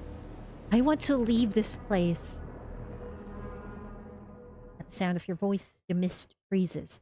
Then it sinks, retreating low to the ground. The whispers begin, fragmented at first, broken syllables scattered through the air. Then they find one another and cohere into words. It's you. You're back. Oh no. Seeking our aid once more. The mist parts for her. She emerges at last, taking form piece by piece. First, the hem of her robe, trailing thick, viscous filth. Your gaze travels upward past the golden patterns writhing across her neck, past the shadowed hollow where her face should be, the mask that obscures it completely. She reaches out. Her fingers stop inches from your nose, but you feel nothing. No warmth, no scent, nothing.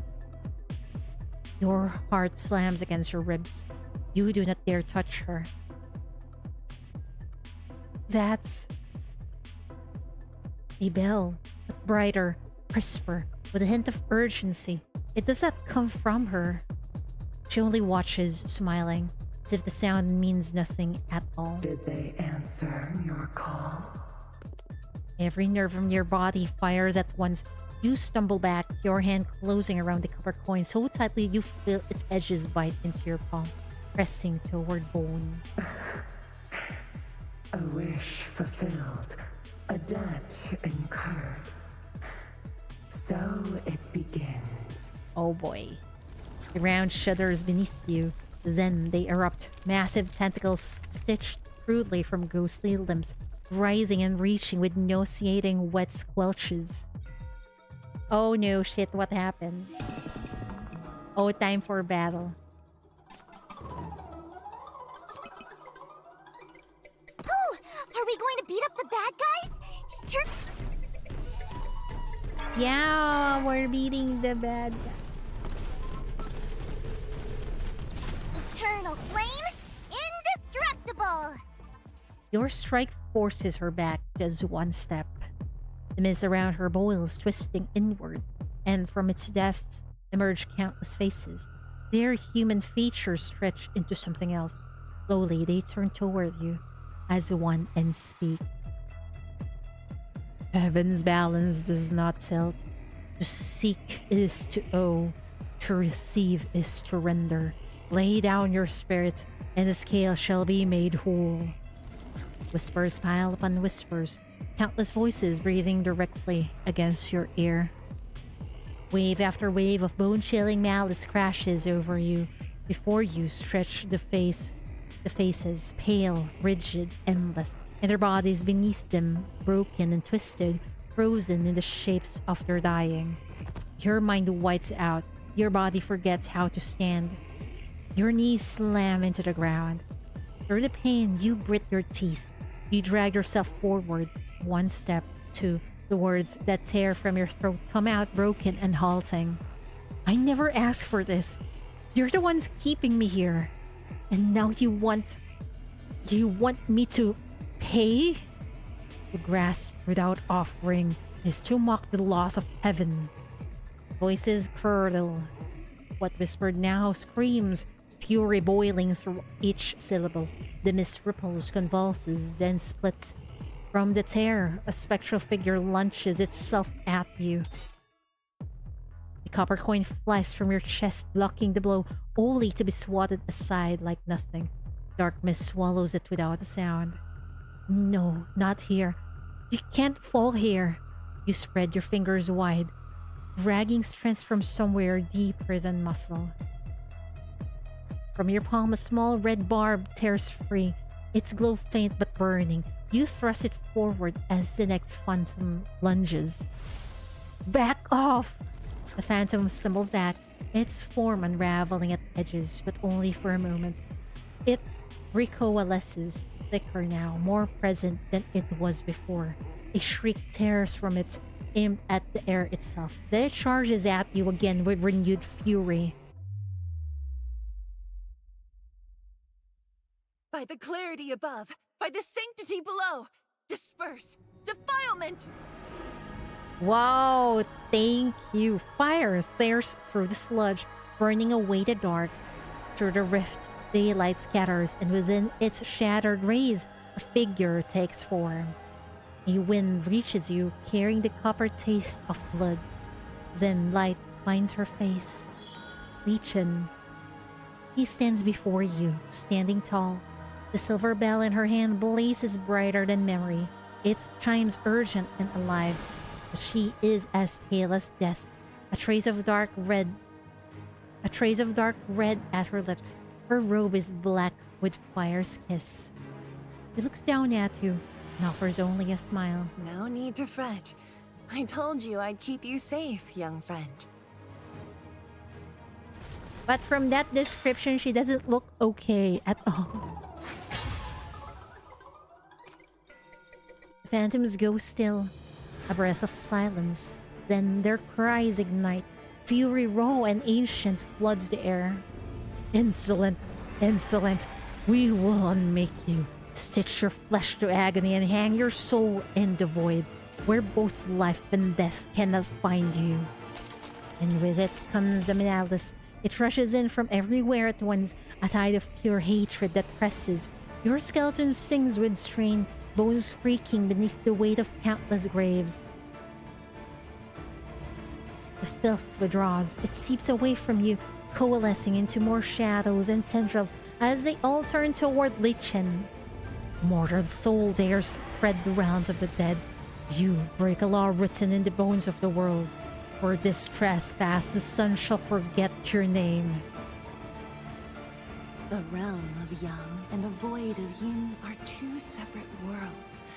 Ordinary people can neither see nor touch the other side. Force your way in recklessly, and you only invite disaster. Ever since Lichen appeared, you were never their target. The truth, it's like a blade.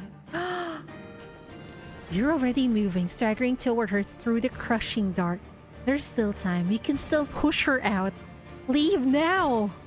An instant. Before your fingers can find hers, Lichen lifts her hand. A shimmering curtain descends between you, a silent ward that brings the chaos of the malevolent energy and leaves only stillness at her feet. Through the translucent veil, she glances back with a soft smile. Then, she turns away, a solitary figure walking into the screaming dark to meet the ghost alone. Wretched things. You exist only to be unmade. What right have you to demand anything from the living? If you would take by force, then come! Her finger slices through the air, a final brutal stroke that bisects the ghost before her. The spirit dissolves, but her victory is marred by a fresh line of red blooming across her fingers. Oh. She ignores the pain and brings the bloodied hand close to her chest, her focus unbroken. Without a moment's hesitation, her fingers begin to fly, weaving mystic seals for whatever comes next. Golden light, come forth and shield me! A wooden sword lunges from her sleeve, flies through, beating back the shadows, but victory has a price. For every ghost dispersed, a burn sears itself into her flesh. This is the city of the dead, and it punishes the living. Then the tide turns. Several phantoms disengage from the fight, their heads swiveling as one. Their crimson eyes find you. Thunder, descend! Lightning answers her call, ascending in righteous fury to strike down the ghost. Toss is immediate and terrible. Her body convulses, racked with pain, as if mist of blood erupts from her flesh. Then, a new horror. A massive ghost crashes against the barrier she left to guard you. The air thrums with impact, golden light washing across the surface in waves as it strains to contain the assault. Blood oath sworn, the heavens heard! Banish the restless, break the curse! By my command, yield! Crimson threads spin through the air, finding their marks among the distant phantoms. Trapped in her web, they become reluctant soldiers, forced to raise their hands against their own brethren to keep you from harm. The price. You will pay the price. Beneath her feet, the contamination burns hotter, like her flames crawling upward as rivers of crimson flow down. Sweat and anguish blur your vision, but her suffering remains impossibly clear. Every wound that rips across her flesh with each incantation is seared into your memory. By my command, yield! Oh god. Is this how she got trapped in this place? The specters shriek, a chorus of damned voices as they devour one another. Below her feet, the flames rise hungrier, ripping away skin to reveal the raw flesh beneath. Flesh that blackens even as you watch. Just stop! Every time you command them, they hurt you! You beat against the invisible wall, desperate and useless. Through the haze of heat and smoke, her silhouette flickers, a candle flame struggling against the storm. Blood pours from her, painting her entirely in red, but she does not flinch. Stop it! You hurl yourself against the barrier. It groans under the impact and ache settles deep into your bones. Stop! You'll die! One more time. The wall is weakening. You can feel it giving. Below her, the flames dance wildly, blazing even fiercer, and within them, her silhouette flickers like a dying ember. Stop! Stop! At first, the barrier fights you, a solid, unyielding wall that makes every muscle scream. But the moment you break through, it transforms, wrapping around you like a gentle last breath. You crash into her frail back. The overwhelming stench hits you first, blood and charred flesh. Her clothes are soaked through, sticking to your skin with warm, wet adhesion. Then the anguish comes, far more violent than any physical pain surging through your chest as your arms close around her. Your fingers search for something, anything, but find no patch of unharmed skin. Trembling, they sink helplessly into the torn flesh of her waist. Stop it! Press and hold the shackles. Crimson spikes burst forth around Lichen, winding tight, but they do not bind her alone. You hold her through it, gasping as the same piercing bone-deep pain surges through your own body. She looks down, studying the shackles wrapped around her waist, then raises her gaze to you. Despite her deathly pallor, despite everything, she smiles. Stop! No. With you fighting so fiercely for me, it would be unforgivable if I didn't win. And win beautifully. Trust me. Just watch. In the fleeting stillness, she gathers herself. Energy flows from her once more, and the flames at her fingertips burn even fiercer. Her right hand sweeps gracefully through the air. Wooden swords emerges from her sleeve, arcing around to embed themselves in the ground. A ritual formation taking form. In her other hand, the silver bell hums without cease. Stained with her blood, it glows brighter, pulsing like a second heart. Between them, her fingers weave seals before her chest, one by one, slow and deliberate. Never, you will never escape this place. In an instant, all the shadows twist and shriek, lunging toward you. 临兵斗者皆阵列前行。 The bell rings out, blood and lingering flames merge as one in the air. Its resounding peal transforms into a golden disc, cleaving diagonally toward the monsters. Rawr! A blinding white light erupts from a thunderous roar. Around you, the shadows convulse violently, writhing as if in their death throes. Then, with one final bitter reluctance, they reach for you. Pay! Pay! We will make you pay us in time! Then, like an ebbing tide, they recede. The flagstone path crumbles and reforms. Cracks seal themselves shut, and the dense, chaotic contamination disperses into white mist, revealing at last the true form of Maria City beneath. Every taut nerve in your body finally loosens. You collapse to your knees, gasping for breath. Beside you, there is nothing. No sound, no words of comfort, no relieved laughter of having survived. Just silence. Where is Lichen? Did we fucking leave her behind? Oh god. She's there. Okay. You look up. Lichen stands motionless beside you, her gaze distant. It's fixed on the epicenter where the shadows finally broke. A figure stands there. Someone departed. For one fleeting moment, she is Lichen's mirror. Then she flickers, and the vision shifts. An older woman now, clad in a weathered Eastern Taoist robe. Her features gaunt but peaceful. Her hands are clasped serenely before her. A posture of quiet dignity. Is that the Shifu Chief spoke of? Her shoulders tremble ever so slightly, but enough. Enough for the phantoms to waver in response, shifting back to its previous form. You reach for her sleeve, but Lichen raises her hand faster. Your fingers close around nothing. Fear not. She raises her hand. The last wisp of crimson flame dances at her fingertips, and she presses it gently toward the phantom's heart. The flames catch. They spread in silence, consuming the lingering shadow. Then, the ruins fall still. No sound remains.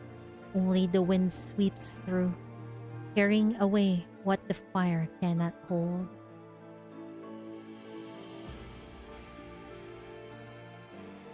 Her hand finally falls.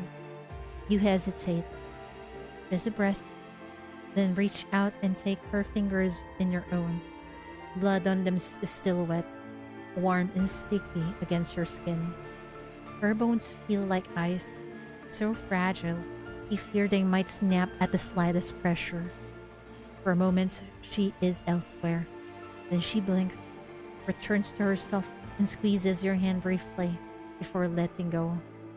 Above you, a familiar chuckle drifts down. Victory is ours, young friend. Is that not worth a smile?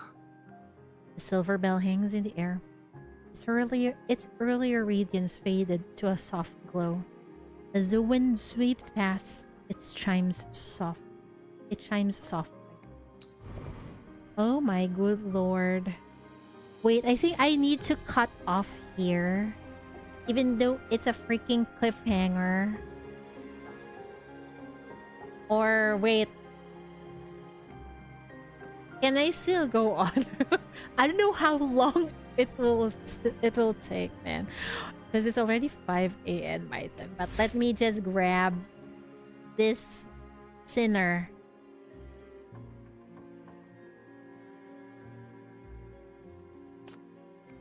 Endura Reticle. The tension is in this, we'll say, is that it's like, oh god, it's as if someone is about to perish earlier. Reticle Endura. Can I grab a Fury, perhaps, or an Arcane Sinner? Arcane. Ooh, Hilda is here. Let's grab her. Thank you for your kind reception. For me, this simply means moving from my old cage. Oh no.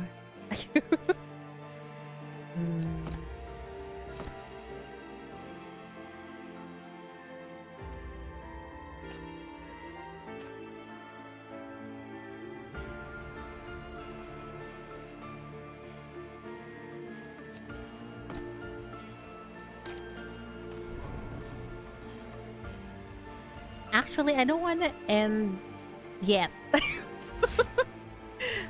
Oh, why is this so addicting? You don't dare linger. You quickly sort through what you found at the campsite while setting your breathing. The recovery is shallow, but it feels like a screw has been tied on.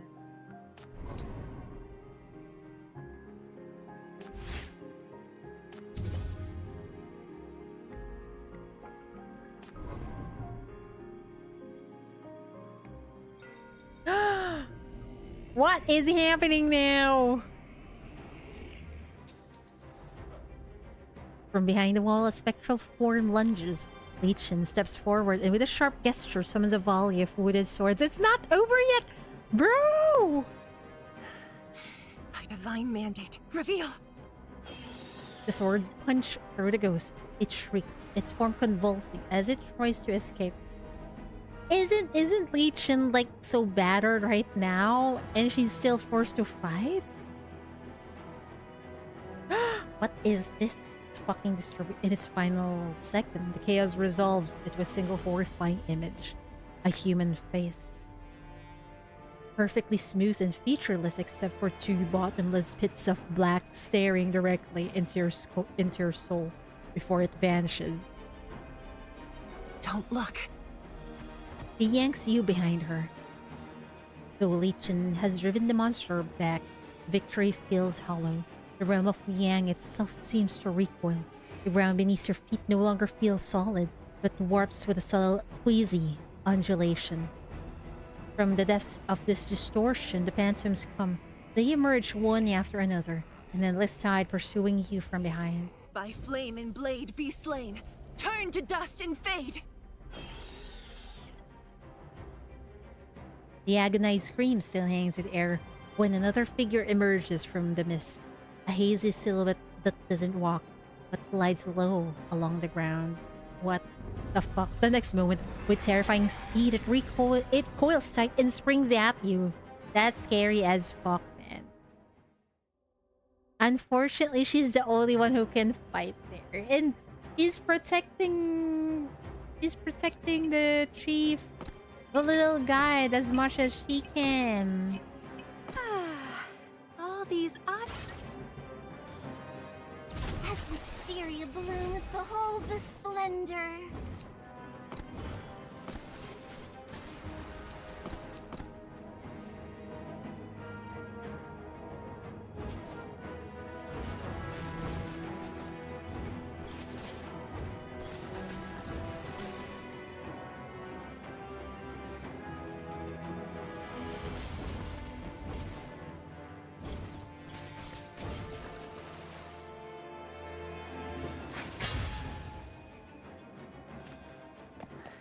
Over here. She sweeps a wall of mist behind you, a desperate barrier against the horde. Her hand finds yours, gripped fierce and unyielding as she drags you toward a low wall. For one fleeting second, the thunder of footsteps behind you stumbles. Then the pursuit resumes, a furious stampede that shakes the ground and promises no escape.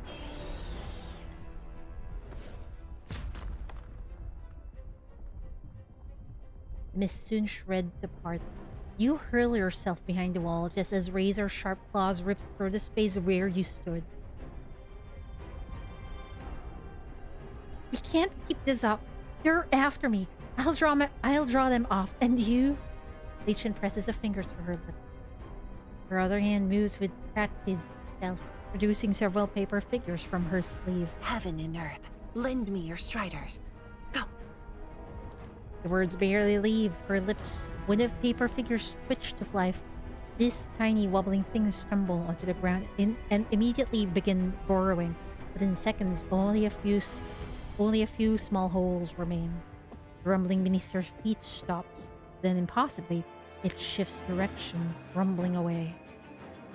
Kate tugged at her sleeve. Lichen grins, gesturing for you to peek. Over the wall, you watch the monster circle in confusion, or scattering, each chased by a little hopping paper figure that leads them further and slowly vanish. She knows a lot of tricks, huh? Silence at last, safe in her shadow. You breathe in the sharp scent of blood and the bittersweet tang of medicinal elixirs. Your heart gradually settles, and your breathing slowly steadies. There. That little diversion trick should keep them busy for a while. She turns, and for the first time in a while, the tension in her face melts away. Her hand rises and settles gently on her head. This time, you don't pull away. You know, every time this music plays, it gives a sense of comfort. Fret not. We're already... They weren't sent for you. We're okay now, These little right? phantoms are all from my Shifu, her way of disciplining a wayward disciple. I committed the ultimate transgression, you see. Had the nerve to use some arcane tricks against her. She must be absolutely livid. Her voice carries laughter, light and easy, but her lips barely move, frozen in that same faint smile she wore moments ago. The one she wore when she drove back her own Shifu to protect you.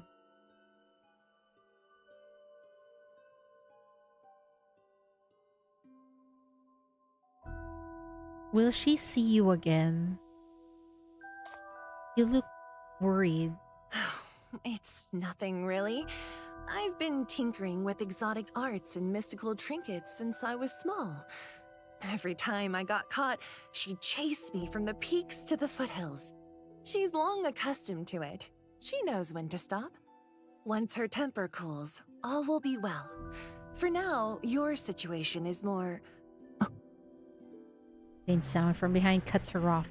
Lichen spins, hand tightening around the bell, muscles coiled, ready. But it's only the wind stirring the paper talisman left by the wall. She watches, waiting. The thin mist thins further, revealing nothing. Only then does she lower her eyes, tension slowly leaving her shoulders. She looks away. Your situation is more pressing. Once you're safely settled, young friend, I'll find her and make amends. She pulls out talisman paper and a small vial streaked with bloodstains. She tries to wipe it clean with her sleeve, but the marks linger. He offers it to you anyway, along with an apologetic smile. I believe this also plays when Shin reveals her true colors. Did it? I can't remember. Such a timid soul, and yet you stood in front of me. You're a good child. I'd hate to leave you here alone. If you wandered into the void of Yin again and got frightened, I'd never forgive myself. You're the one who started it, though. In truth, your concern has always been for her. But now, as she pours water, her sleeve slides back, just enough to reveal the dark crimson wounds blooming on her skin. For the first time, you lower your head like an obedient child and simply listen. He notices your gaze. With a small, subtle motion, her sleeve falls, hiding away the wounds.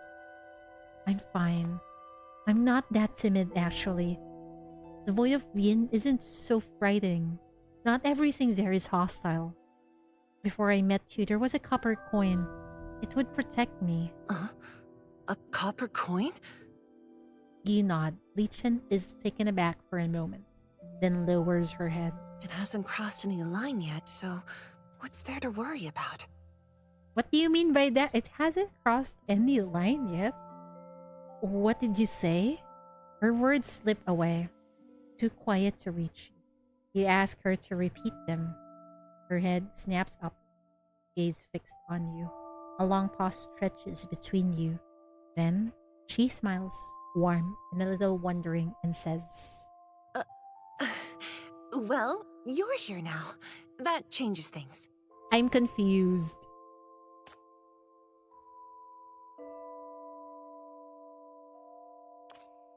Before you can press further, the paper talisman in her hand ignites and dissolves into the water. In the same motion, the cup is at your lips, warm and fragrant with herbal ash. Here, drink. If that coin has chosen you, then count it as another ally by your side. Alas, my methods have always been sweeping. Grand gestures and bold strokes. Using arts you don't understand would only frighten you. That would never do. Her shoulders sag, her gaze drops, and something dark flickers across her face. Then it's gone. He looks up with a smile and speaks gently to comfort you. She's still giving... Lichen's still giving sussy vibes, man. Even with this BGM that gives me comfort. Hi, Viola, this is long time. Yeah, long time no see. I'll find my Shifu. At worst, I'll take a thorough scolding. Now that she's ascended, her heart must be far more magnanimous. She won't be too hard on me. But first, let's get you out of the city and back to the camp. With you, me, and the coin together, we should be able to break through the spectral maze. That way, you can rest easy. What about you then? You're still going to look for her? Mm-hmm. Alone? I began this search alone anyway. If I lose my way, I'll simply cast another divination. The path will reveal itself. You mean she's gonna shake her phone? But can she really find her Shifu? Your Shifu is now a denizen of the void of Yin, beyond our reach. Earlier, just asking about her nearly pulled me into the abyss. We barely made it back, and now, even this realm is more dangerous than before. You're just one person. Hi, Grinex! Welcome. Just here to crash. Welcome, welcome! The copper coin warned me many times. Don't speak with the dead. Maybe that's what you call the Tao of Heaven. If you break that rule, the consequences could be worse than we can imagine. Bye-bye. Thank you for dropping by, though. He hears you out. Not a flicker of hesitation crosses her face, and when she answers, her voice is steady. Yeah, see you later. Yes, definitely, for the anniversary. I'll be there. Would that not be a gift? If speaking with spirits leads me to a new world, I would walk that path gladly.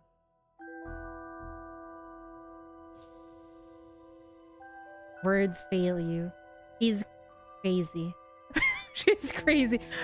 If speaking with spirits would lead her to a new world, she would gladly take that. He doesn't seem to have much attachment in this world. It's partly Shin's fault since you can't blindly trust the new immortals. I guess so, yeah. That's why he's giving me trust issues. I mean, Leisha is giving me trust issues right now.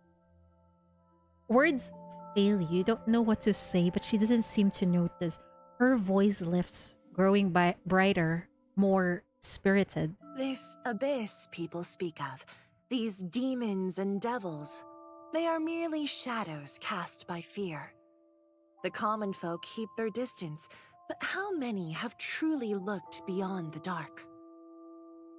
If everyone clung to rules like that old relic, trembling at every shadow, they might as well entomb themselves in a museum and be done with it. Hmm? He's talking about her Shifu, right? The words spill faster, faster. Her eyes slide away, fixed on something distant. She's murmuring to herself now.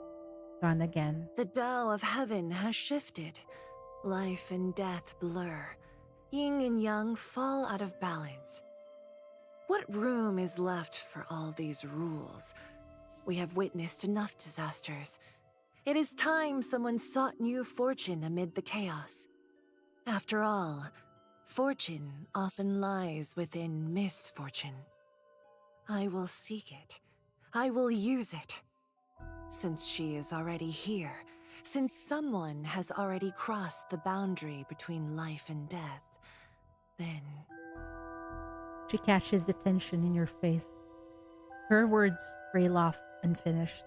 A soft sigh escapes her, and she smiles, warm and understanding. There I go again. You are already the timid sort, young friend, and here I am rambling. Ma'am, you scares me. You scare me with your thoughts. But there is nothing to fear.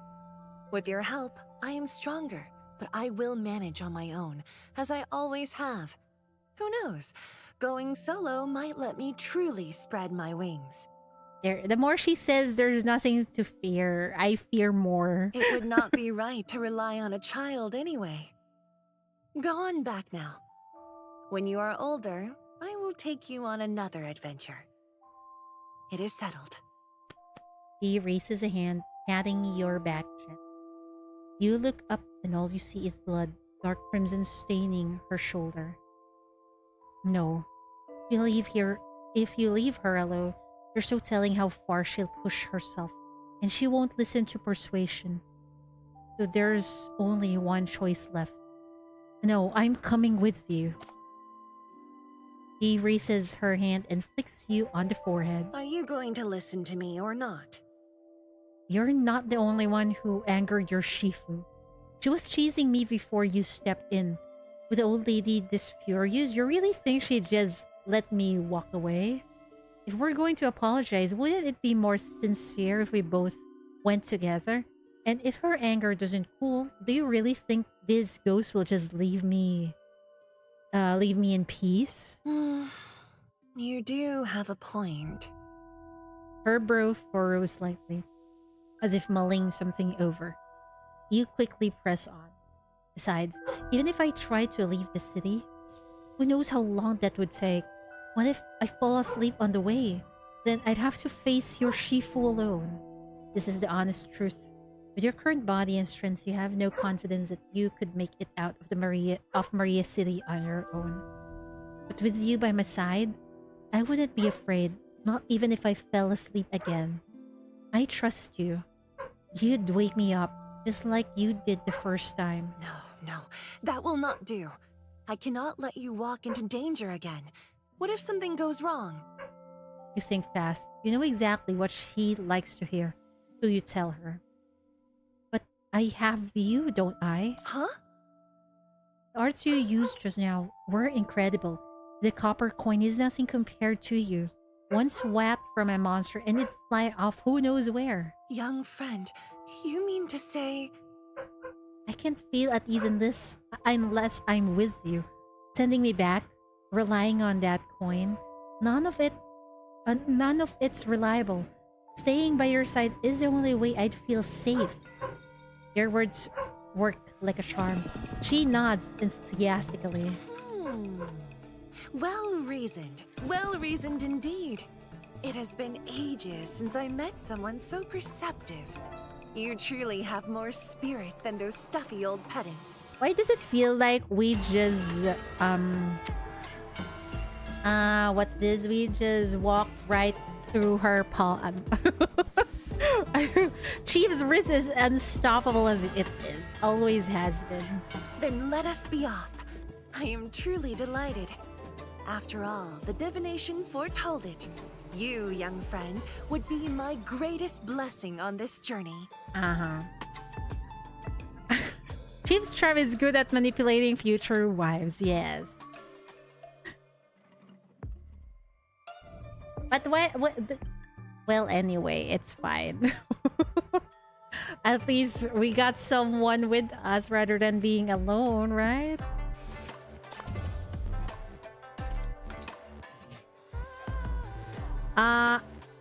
I think I need to cut it off here, guys.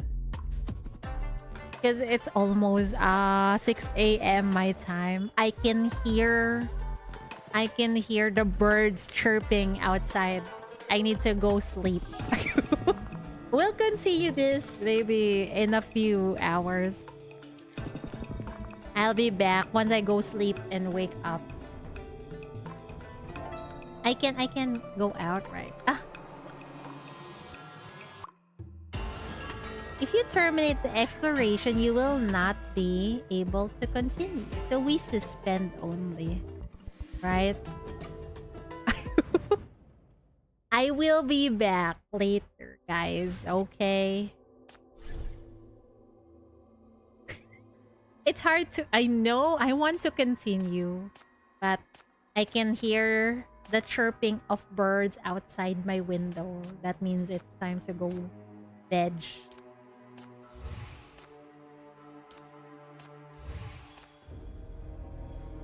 I'll be back.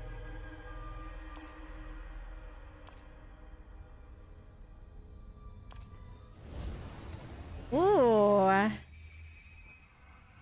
It's Shu. I was scratching my head over the auspicious reading in today's divination. Anyway. Turns out it's because you I'll were going to see you drop all, by. guys. Thank you for hanging out with me this morning. Yeah. We had a lot of fun. Same here. I will continue later. I promise. Because after that, I need to do the half anniversary event also in Nikkei.